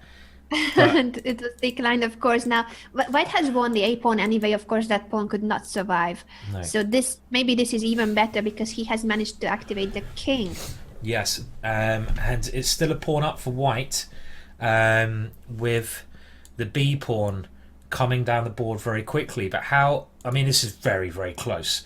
Very close to be winning. But the bishop at least is guarding the queening square. The king has stopped white's rook coming behind the pawn. And black's pawn is very dangerous. That's a quick pawn. That pawn is much more dangerous than white's pawn. It's only 1, 2, 3 squares away from queening. And the white pawn is 4 squares. Raymanis has won his game in the meantime on board 4, which means that it's all down to this. It's all on this game. Last game, it will decide the entire result of the match. Oh dear, this is really tense. Really tense. Okay, do you want to have a little chocolate bet here? Okay. Okay, I'm going to say Who draw. are you going I'll go with? draw. What be? Draw. Yeah. Will you go for a white win? Well, I have to. I have to, so that I can win some chocolate. Yeah. Okay. White wins. So okay, I'm saying a draw. But look at Black's time. I don't like my bet, Anna. But I want to buy you some chocolate. I'm in a generous mood. You know, you deserve some chocolate. Everything you do for chess. Thank you. So I'm not so confident either because white is also on 4 seconds. 1 second Oh. for black. He was about to lose on time. oh no, this must be a draw now. This is a draw. It's a dead draw. But look at the time. One of them could still lose on time. I know. Look at the clock. Anything. I know. White needs to win. Second increment, but they are always so close to 1 second. Rook A3 is a great move. A great move to try and keep the winning chances going. But Cheeky move. Isn't he winning now? He's winning the F pawn. well, you got Rook F1, but Then I promote. you're Don't I have time to push there the B pawn? I don't think you can keep the F pawn. B7 now, and what do you do? F2? F2 only move. King A8. King? Yeah? Ooh. Is white winning? White is winning. White is White is winning. winning. Oh, Where's my chocolate? Where's it's my coming, chocolate? Anna. It's coming. This must be a win. That's it. He takes on F2 first. That's the win. right way to do it. Now check and building a bridge. Yeah. Rook to D4 and it's winning. He knows how to do it. It's the Luciana position. This one very famous, been talked about in many endgame books. You're going to see some great technique here. King B5 and white has got the win. Messina built and white wins. Oh. What a game. This Brilliant. ties the score between the magicians and the movers. Yeah. Wow. Indeed. They could have lost at Yeah. several points on time, just to point that out. And the game itself was very balanced for most of the time. Yeah, indeed. Well done. You got your chocolate back, and that drew the match. That was a real game. So, well done. Chocolate. Oh my. Of course, well, for the movers, this is a sweet and sour feeling. They started out 4-0 in the first round. They were losing 4-0. Yeah. So it could be considered a success that they tie the final score. But looking at these last two games, they had a chance to win the match. They did. I mean, after the first round, they'd be quite happy, but after Yeah. the last going into the last game there, I think they'd be a little bit upset. But I mean, we'll have a look at the scoreboard in a second, Anna. More importantly, we've both won a chocolate bar. Does that mean we cancel each other out, or do we have to hand each other a chocolate bar? What would you we prefer? definitely need to hand the chocolate over. We're going It's to part of the exchange regulations. chocolate. I read the regulations about betting in chocolate, and it states that you need to hand over the chocolate that I you agree. I think it was code 1.247 in the chocolate relegations Exactly. handbook, which you can go and read yourself. You can buy a Yes. copy from me. I'll knock one off if you're not sure about chocolate regulations. But we both won a chocolate bar so far, but there's still time. There's still time, Anna. I mean, a very close match. The Estonian horses and the Armenian eagles, which we'll go to in a second, but I'm just going to take a very 30-second, 1 minute break, Anna. And while I do that, and we've got to go to that last match, I think, Anna, because Yes. the Volga Stormbringers, I think, are going to win. Can you take us They are through? half a point away from winning. They are at the bottom of the standings. Which game will you leave me with? Well, shall I lead you to talk through the standings before the round had started? So that's perfect. Yes. Okay, so if I'll I do can. that, and I'll be back in about a minute. But Anna Sure. can take you through the standings here, and I'll leave you in my little cave, and I'm sure it'll be a pleasure for a lot of I people love to it. But the get my fish face tank- off the- screen the for a fish minute. Tank, not Fisher tank would be cooler, but the fish tank is my favorite. What we have seen today, there's still a match going on, but we could sum up the first two matches already. The Mumbai Movers started out losing in the first round 4-0 against the Magicians. Then they managed to come back and almost won the match in the end. We have just witnessed this epic rook hand game, which was a draw, but both players had only 3 seconds left. They could have lost on time easily if you make a mouse slip and you don't click on the right square. In the end, white won, and the Magicians managed to tie the score. So it's a draw, which means that the movers will have 5.5 points and the Magicians 3.5. For the magicians, that means that they are still very far from the playoffs, almost impossible to make it to the playoffs with that game points, which counts as a tiebreaker. I think I don't know which side of mine, but it's somewhere here if you're looking at that. And the other score of the day was the Delhi Dynamite beating the Norway Gnomes, the Gnomes being the team of world champion Magnus Carlsen. Magnus himself didn't have a very good day today. Two very suspicious games. He won one of them, he lost the other. But that's a very sad victory for the Gnomes, who might not make it to the playoffs. Next week on Wednesday, they have to win, no matter what. And if they tie for the fourth place, they can still get in with better game points. That's my maths, but I'm very bad at adding up two numbers. So I would rely on you and the calculator a lot more than on my calculations. So that Dynamite, 5.5 points, Movers 5.5. They are the leaders of the Eastern Division. Yes, hi Anna, I'm back now, and Hi. sorry about that. So we just, Anna, I'm sure updated you really well on the standings, but there's still a couple of really crucial games going on. I mean, there's one game left, Anna, really, one match going on between the Estonian Horses and the Armenian Eagles. I mean, every other match being decided. We have a draw, the Mumbai Movers, and I'm sure you went through it all, but I think we need to find some games now from the last match between the Horses and the Eagles, which is key. Yes. It's a key game. So let me see. It is a key game for the two teams. The team that wins in this match between Estonia and Armenia, they will almost certainly qualify, and the other team, well, the opposite. Yes, that's right. So I'm just going to get the games up now. If people bear with me for a second or two, I'm going to... Although, you know, that I had this calculation before the round, so now I realize that the Gnomes lost, which means that actually even the team that loses in this match will still be in a qualification spot, but it's not sure. It depends on what happens in the last round next Wednesday. So no one is safe in the Eastern Division yet. No one at all. It doesn't look like the Estonian Horses and the Armenian Eagles have started the last match, have they? I'm not sure. I've only got a couple of games up at the moment. I'll just see if I can refresh that. Well, there's one game going on here between the Horses and the Armenian Eagles, which I'm assuming is the last board game. You have Sander Guk versus Artak Manyukun going on. But do we have any more games than that, Anna, that you can see? Am I just being blind? Maybe. Let me help you. It wouldn't be the first time that I'm being blind. While we do that, we keep an eye on this one. So you have the Horses. Yeah, they have been playing already. So you're right that Artak Manukia and Sander Cook, that's board 4 between the Eagles and the Horses. We can have a look at this game. Yeah. That is tied for the moment. Okay, let's keep an eye on this one then for the time being. Both got similar time on the clock here. I would imagine I prefer Black's position slightly here at the moment. I think Black has some idea of playing f5, and then there's a little bit of pressure against White's pawn. The bishop opens up. I prefer Black's queen. Black's queen is nicely situated, looking at both sides of the board. It's pressurizing this pawn, and if Black can get the knight maybe to the beautiful e4 square, that would be a fantastic knight. Again, as Anna has demonstrated to us before, that would be an outpost, a really nice outpost. So White trying to exchange queens, queen f3, trying to release the pressure in the position with an exchange of queens at the moment.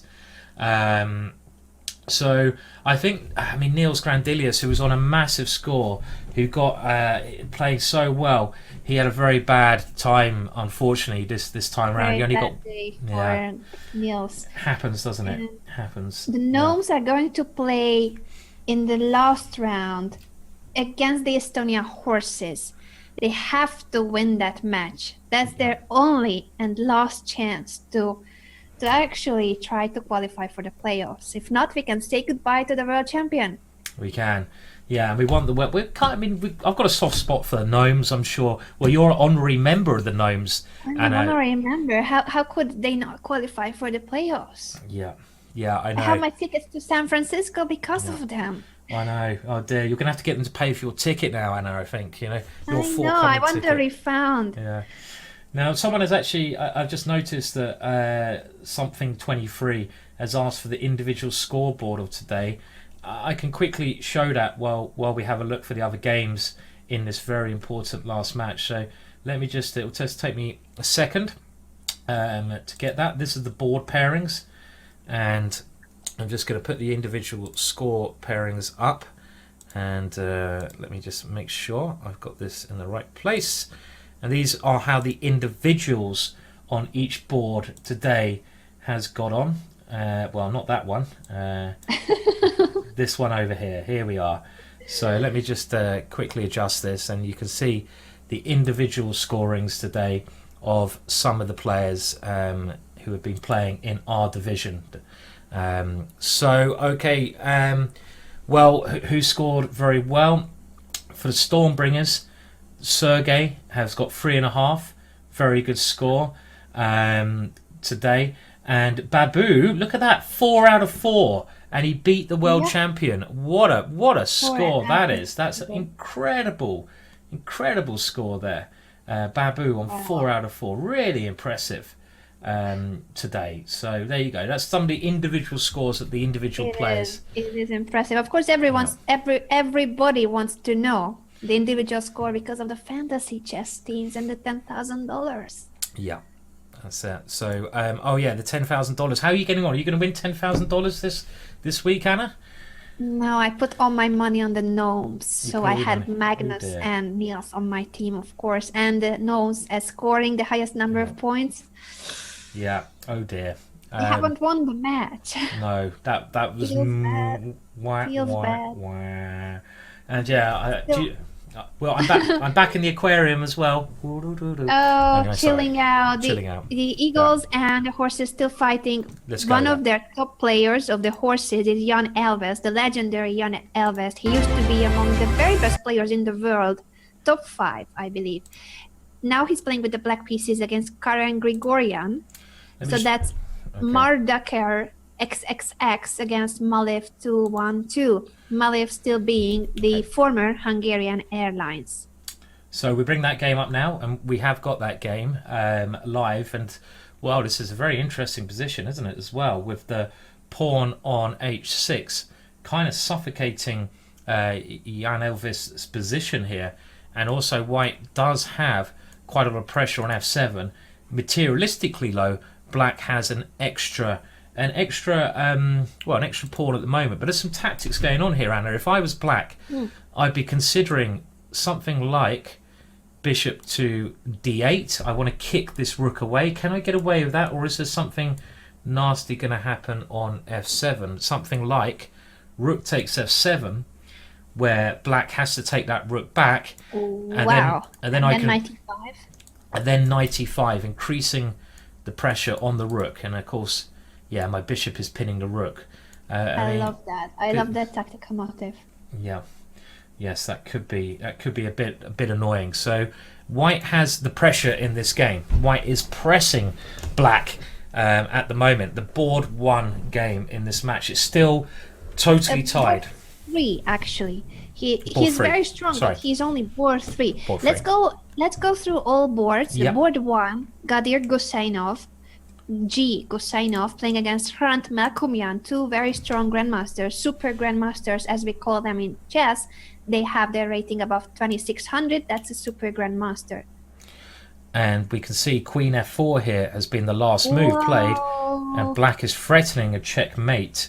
So g3 forced. I mean, it looks really dangerous, this position for white. Black is really attacking the white king here. Everything being How do you get thrown out of this pin? He's threatening to take the rook. If you play rook f to d1, then wait a second, there must be something. So let's have a look. Yeah, the rook is we there. are missing something concrete. So maybe this is the only move. The only move is defend that one. And now, is there a big kill here? Because that rook cannot move because you'd lose your queen on c2 in this position. It looks like there should be something. Can I just go bishop takes g3 maybe here? Bishop takes g3. Pawn takes, Pawn takes, and then rook takes g3. Check. And Oh, yeah. I've I got, can never take it because I dropped the queen, and if I have yeah, to move the king to, let's say, h2, then queen takes h3 is checkmate. I like it. Looks good, yeah. For black. And if rook takes rook, as you pointed out, Everything, yeah, everything queen is takes queen. collapsing here. This Yeah, position yeah. looks just lost for Gadir Gusainov. It does. Queen f5, and yeah, he's got a little bit of time. I mean, what other can he do? Anything else to defend? I mean, if he tries rook to d2, he's trying to guard his queen and trying to swap off queens. Well, I'm assuming one simple way of playing is that the black queen comes and grabs a pawn on the king side, and that white king is in so much trouble.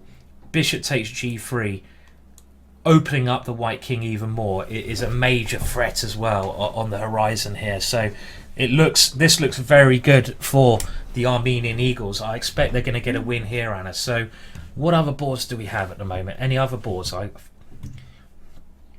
Yes, the board 2 game is between Samvel Tersakhayan with the black pieces for the Eagles, and as white, Ottomar Ladva. His handle is Akser, Agser. Got it. Ottomar Ladva, board 2 of the Estonian horses facing Samvel Tersakhayan. Okay, got the game. So we've got the 4 games up now, and this one is equal on points at the moment. And yeah, equal on points, but rook b8 has now been played. Who do we prefer here? It's opposite coloured bishops, meaning that a draw is a bit more likely as well, with the bishops being on the opposite colours at the moment. So still a lot to play for, because if you try moving the attack b pawn in this position, let's say you go something like b4, then, well, one idea is to come down with a rook to d3. Is there any other ideas? Maybe the c3 square is now weak because the b2 pawn was guarding that. So maybe black's idea is to bring the other rook down into that square, even though I'm not sure what black will do against the simple move king e2. So it seems a bit in the balance, this one, at the moment, I'd say. In the balance at this moment in time. And board 3 is the game we looked at previously between Karen Grigorian and Jan Elvest, Mardakar versus Malev. Yeah, and there's not many moves there. So, well, we have some more moves. So bishop e6 play. Let's get an update there. The board 3 game. And, well, looks like black has maybe got out of the worst, but white still has a little bit of pressure here because he's going to have a fantastic knight sitting on a fantastic square. So, I mean, we could do a very, very quick look. So, board 3, I'm going to go a little bit better for white. I'm predicting a white win, which will mean the Armenian Eagles will be on 7-6. 7-6. Next one, I'm going for this game we just looked at. So, a draw.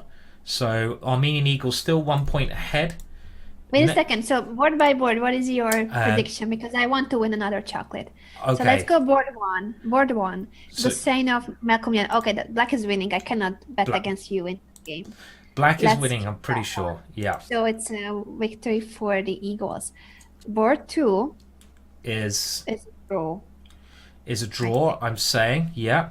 It looks like the Armenian Eagles are doing very well. I mean, I'm going to go for... Do you want to bet against the Army? Do you want to bet that the Estonian horses are going to win this match? Or draw? I'll give you draw odds. How generous am I? I'm going the Armenian Eagles will win the match. Are you going to bet against me? A bar of chocolate? You're not giving me draw odds. Draw odds. If the match is... Yeah. The problem is I have board 4 of the Eagles on my fantasy chess team. Artak Manukian, and he has been doing very well in the previous matches. But I would do anything for a chocolate, so I take the bet. Anything for chocolate, you take the bet. So if it's 8-all, or if the Estonian horses win the match, you make yourself some chocolate. Well, the good news, Anna, on the bottom board, I can now tell you that it looks to me that the Estonian horses are doing well. I mean, my team member. So it's sad news in terms of how I'm gonna beat Greg Shahadi. Shout out to Greg once again for the amazing Pro Chess League and working 18 hours a day whenever we have matches. he's helping us throughout the whole day, and he's updating the score as quickly as possible, making sure that everything is working smooth. Yeah.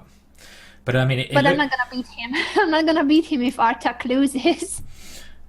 Well, I think Artak is in trouble. I mean, so at the moment it's a very close one. I mean, if we look at the ending here, the king is a very good piece in the ending, and Black's king diving into e4 is attacking the knight. The knight has moved, but it just seems like Black is so active here. You have to attack the c6 pawn. And now, well, one thing you have to calculate as Black is bishop takes d4 just winning, because White, it has happened, and I think at the right moment f3 will queen the g pawn. One of these black pawns is going to queen. That's my feeling. This one could just be over for White. White's passed pawn, the c pawn, is going nowhere because the black knight is controlling that pawn. f3 is going to come. I'm sure this is winning. The other way to win is just to try and take the g2 pawn. It must be winning. White is now hoping to try to get his knight around to stop those pawns from advancing, but it shouldn't work. It shouldn't work. I can see in the chat, Anna, that someone asked, iZombie 397 is asking, is there a prize for the fantasy chess, which you've been talking about? Are you kidding? If there's a prize, is there a prize? $10,000? Is that not a prize? That's pretty decent. I'll take it. I'll take it. I'll take the 10,000. How do you win the 10,000, Anna? What do people do? I haven't won it yet, so I cannot really give good advice. But the first step in winning 10,000 is beating Rakshahari. Second step is getting the 16 players right. The 16 players who will have the highest number of points on every board in every division. 16 players, 16 names, and you have 10,000. By the way, Black has won there. Sorry to interrupt Estonia Horses, but just continuing what Anna was saying, if you go to the website really here and you go to this website www.prochessleague.com, which is the official website, go to that website and that will give you for free, you can enter into this competition, as Anna was saying, to have a chance of winning 10,000 for nothing. So you might as well have a shot. Even if you don't play chess, just put some random numbers down. Have a go. Yeah, you know? Random names, and that's it. But you should do it before the games begin. So next Wednesday, you have a chance to win again. Make sure that you do it before the Eastern Division kicks off. Yeah, certainly. Okay. Let's go back to board one. It's a queen versus two rooks. Suddenly, it's not that clear. Okay, maybe Black is still winning, but I thought that he must have had something much bigger, like a maze threat from the position we had. Okay, so lots of tactics have occurred since the last time, and we do get this ending here.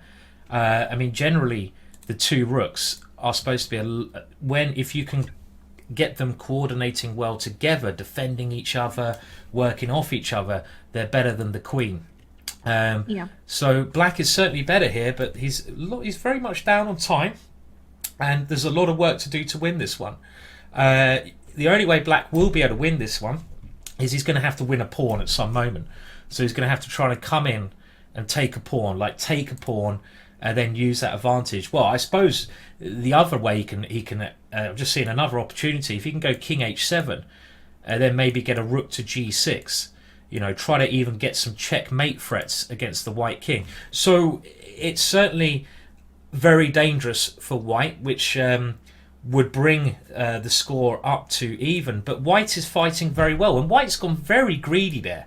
White's grabbed the pawn, but now the queen is out of play. Can he get away with that? Is that really legal? I don't think so. I think that queen is dead on b7 and White should get mated. Just as a punishment. Rook f2 and then you double rooks on the g file. I don't see a way out. Rook f2 g2. I like it. This is a lovely move suggested by Anna. Rook f g2. And the point is, if queen takes... Go for it. Okay, maybe this is still winning, but why is he repeating? Don't repeat.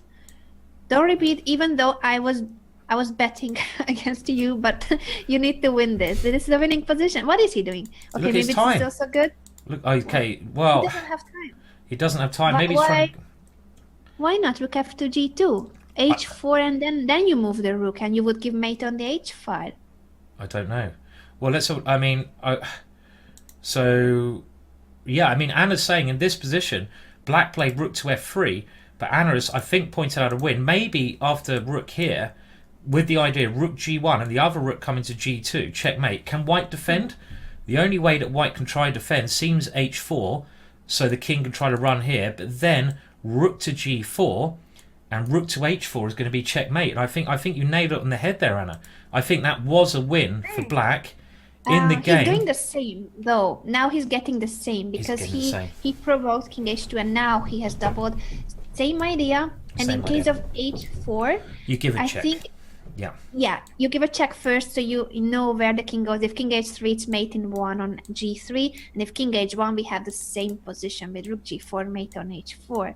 Whoa, this pawn grabbing on b7 was very, very bad. Yeah, white shouldn't have brought the queen so far away from the protection of the king. And even though black only has 17 seconds, unless his internet goes down or something, I don't see any way to stop checkmate here. It just looks like the killer blow. And this is going to bring the match up to 7-all. 8.5 the winning score. Maybe h4's been played. Maybe we should stick to it. Check. Yeah. And now, he's played it. I don't think there can be a way to stop checkmate. You're right, queen coming around. That was too greedy. Greed it's not always good to be a capitalist in chess. Give your money away sometimes. Don't hold on to it. And yes, black has won. It's now... Oh, there's been another result. It's all on one game. 8-7. So what were the other results? Okay, well we had... was only one game. Let's just get up to the thing because it's 8-7. Let's go to this game. This is the remaining game. And its horses need to win. Grigorian beat Elvest on board 3. Yeah. So that was a win for the Eagles against Draw. the horses. And board 4 was a victory for the horses, Sander Cook. It's all over. It's all over, I think. I think the Armenian Eagles have won. And I lost the chocolate. You lost the chocolate, Anna. You lost a piece of chocolate there, I'm afraid. You did. I get 2 chocolate bars, you get 1. It kind of feels like, feels bad. I'm sorry, Anna. I'm not winning in fantasy chess. I accept a bet against the team that I have on my fantasy chess. What's wrong with the world today? I shed a tear for you, Anna, but I get 2 chocolate bars. Yeah. So. What's your favorite chocolate, Simon? You know what? I'll just leave it to your imagination. I'll let you pick. I'll make sure I get you a good chocolate bar, Anna. Don't you worry. It'll be a good one. But you can pick any 2 chocolate bars. It's not like I really need to put on any more pounds, but hey ho, that's the way we go. That's some of what has happened in today's quite dramatic matches. Yes. Yeah. Penultimate round, and some of the teams are looking very close to the qualification spots and the potential finals in San Francisco. Other teams can say goodbye to the playoffs. Yeah, certainly. And I'm just going to, in a minute, I'm going to grab the current standings. It will just take me a minute to do that. So this is after today's results. How does the Eastern Division look? And while I do that, Anna, if I put the standings before today on the Eastern Division, and remember, don't go anywhere, anyone, because straight away after this, you're going to be joined by some more brilliant commentators very, very shortly on a totally new division, on some totally more different matches. So you've got to stay tuned, but it's going on for a while, isn't it, Anna? The chess stuff is going on for a while. Yeah, it's the whole day. Don't go anywhere. This is just beginning. We were the Eastern Division. Now we will show you the standings and we will sum up what has happened. But the Central Division is coming up right after us with Maxime Vacher-Lagrave, the strongest French player, fighting for his team, the Marseille Migrants. He's not only a player in the Migrants, but he's the captain of the Marseille Migrants. Later on, Hu Yifan will debut in the Chess Bras team, and the women's world champion Tang Zhongyi as well in the Atlantic Division. Nakamura is playing, Fabiano Caruana is playing. Where would you want to go if not just hang out on Chess.com and Twitch? This is Pro Chess League, and this is the penultimate round. That's right, and I'm just at the moment, I'm just creating the score thing. I'm doing a bit on the fly here. You're talking about some of the players playing, Anna. I can actually, bear with me, just get up some of the top players in the league I can bring up some of these names now, so you'll be able to see them. So let me just do that. And some of these players are playing later on. So here we go, and these are some of the biggest scorers in the whole of the league so far. So in actual fact, Dreyev seems to be the best scorer out of any player, Anna. And what about some of these other names there? Can you maybe mention some of the other names in that list? Let me go to the list myself. Okay. I'm not... And of course, A Wonder Liang is a very young player on that list from America in second position. Yes. But there's some big names there, Anna. Many big names. A Wonder is one of my favorites. He's a young talent, and his team, the Pawn Grabbers, they already qualified for the playoffs. They are one of the 2 teams that are for sure in the qualification spots, together with the Webster Windmills in the Atlantic Division. Yeah. Let me catch up with you because I'm seeing now the standings myself. Okay, well, I you know what I can do? I can give the updated team standings now in the Eastern Division if you want. So if I go to the standings before today's events, you can see them. And you have the Eastern Division here. This was before the games of today. And I'm going to now pull in the current standings. So let's get rid of that. We can wipe that one off. Leave a nice black mark on the screen there. And we can see that now the current standings with only 1 match to go, only 1 game to go. So this is next Wednesday in our division. That is the current standings, and the Mumbai Movers on 5 points. But it's still all very close, isn't it? Very close, Anna, at the moment, the division. Very close. So what we have seen is that the Movers, with this draw, they are they certain to qualify? Let me try to figure it out mathematically. Well, it's 5.5 for 3 teams, and the horse is on 4.5. Now the Gnomes, at the moment, they are in the white arena that's not qualifying. White is not good, but in the last round, next Wednesday, they are facing the Estonian horses. If the Gnomes beat the horses, then the tie breaks matter, and you see that the game points of the Gnomes, that's a pretty high number, 84 points. So the Gnomes can still make it to the playoffs, luckily for us, because we want to see the world champion Magnus Carlsen in the playoffs. They can still make it if they win next Wednesday, but they have to win. There's just no if. They have to win. In that case, they would have 4.5, and the horses would be out. Now, if the horses tie the match, then it's all over for the Gnomes, and the teams that qualify are the Dynamites, Eagles, Movers, and Horses. So yeah, those are sure. I'm hoping this is the updated standings I got. I just want to double check this is the actual update. I was told that it was the updated things, and I'm hoping I've got that right as well. That is, yeah, the new ones, isn't it? So double. Yes, it is. Okay. You mean you're showing the one with Movers on 5 points? I think that might still be the old ones. I don't think the score's been updated. But one thing you can do to go and check this out yourself, I can't see it on the standings on the Pro Chess League at the moment. It is updated if you just hit the refresh button. Okay, but I'm going to have to do the whole cut and paste thing. Oh dear, here we go. Please do it for us, Simon. I will do. I'll bring up the... 2 chocolate bars. Okay, I won 2 chocolate bars, so I will get the updated ones. Just make sure. Okay, well, when I'm refreshing for some reason, let me put you also, if you want to check these things yourself on the website, then let me just give you a link to the website, and there you can see a link to the website, the prochessleague.com. And if you just go to the standings there, that's probably the best way to do it at the moment, because my computer. Are you sure you don't see it? I see it. So I can tell you guys that the top 3 teams are the Delhi Dynamite, Armenia Eagles, and the Mumbai Movers. The 3 teams on 5.5, they have qualified. Okay, I did have the right standings. I was confusing myself, Anna.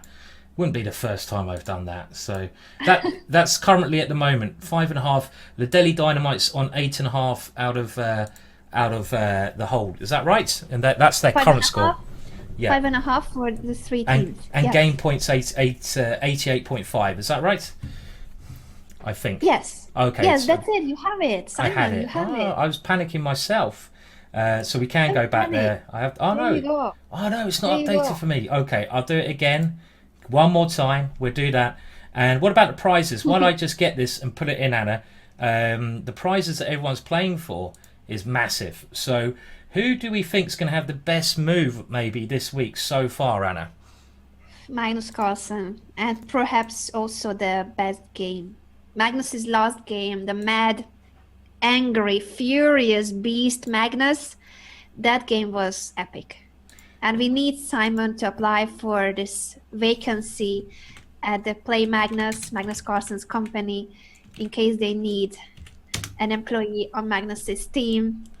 How shall we call it? What's the name of the job? I think to make Magnus mad. Is that correct? That's the job. Yes, We've got but to make what him would you mad. call it? What's the title of the job? Is it the I don't know. the angry beaver? Yeah, the angry beaver of Magnus. Make him mad, and he plays. I mean, he plays such a beautiful game. Everyone's got to check that game out. Definitely, it really was a lovely game that Magnus did. Amazing, best game so far. But he's played very interesting today because his openings have been ridiculous. I think is fair to say. But then he Crazy. played Yeah. fantastically after losing.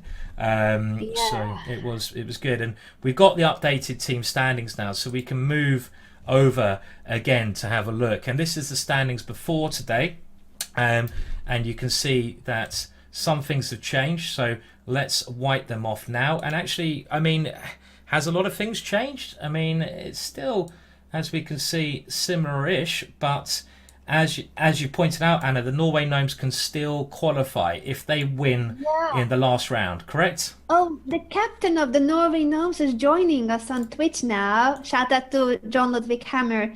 He has been streaming about the match and now he's joining us and he's saying, well, we have confirmed too that the Gnomes can still make it to the playoffs if they win next Wednesday against the Horses.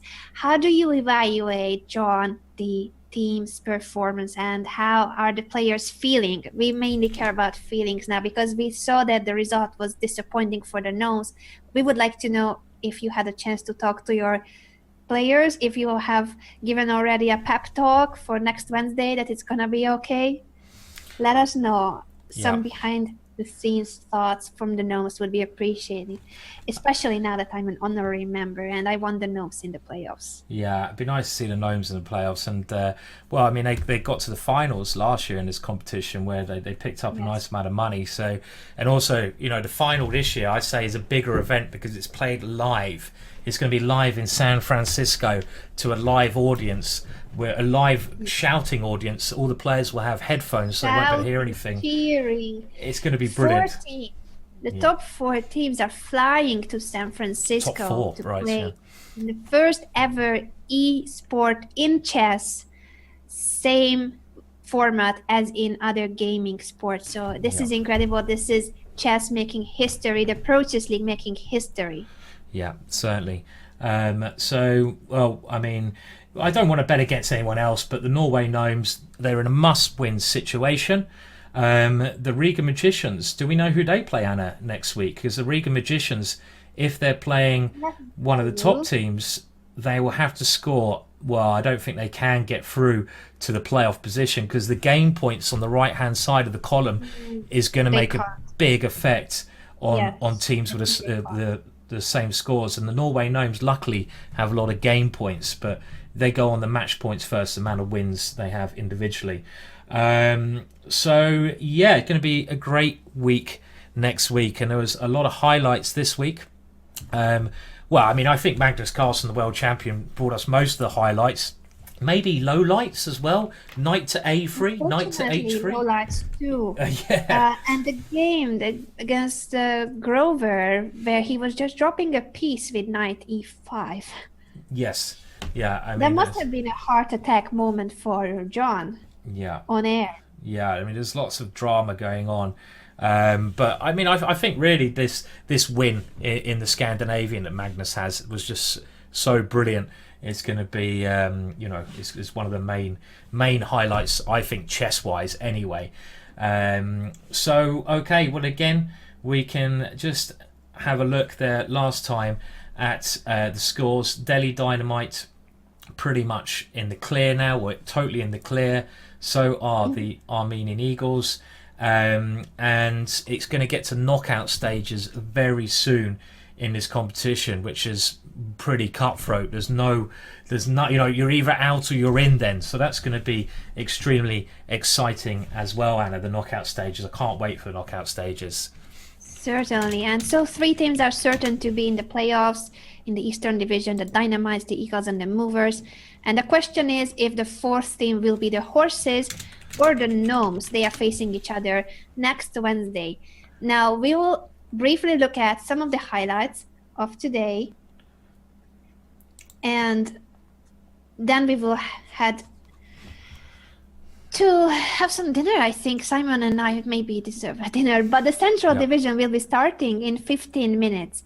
So don't go anywhere. We are still here. We will show you some of the games that we have liked from today, which includes the games of Magnus Carlsen.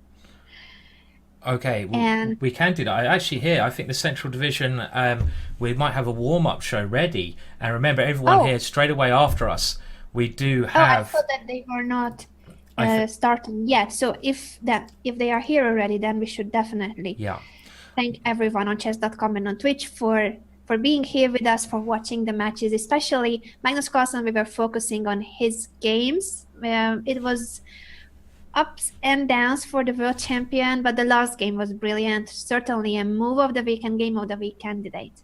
Yeah, brilliant. And do stay tuned, because in the Central Division, I'll just pull up the world map. You can see where that is. We have the teams, well, the places in green here. You have the Puffins, and you have the French teams, the English team, other teams. It's a great, great division. They are playing next on the world map. You've got 2 other excellent commentators bringing you all the action there. And Anna, as always, it's been an absolute pleasure working with you. It always is. The same, Simon, and I'm just a little sad about the chocolates, but you deserve those 2 chocolate bars. I'm getting 1, so it's okay. I'm getting 1. It's better than 2. It's always good to have a bit of chocolate. So, and thank you all to everyone in the Twitch chat and the Chess.com chat as well. So, okay. And we're going to be back with the action in Central Division very soon. But from me, goodbye. Stay tuned for the Central Division and for the rest of the Pro Chess League penultimate round. Bye-bye.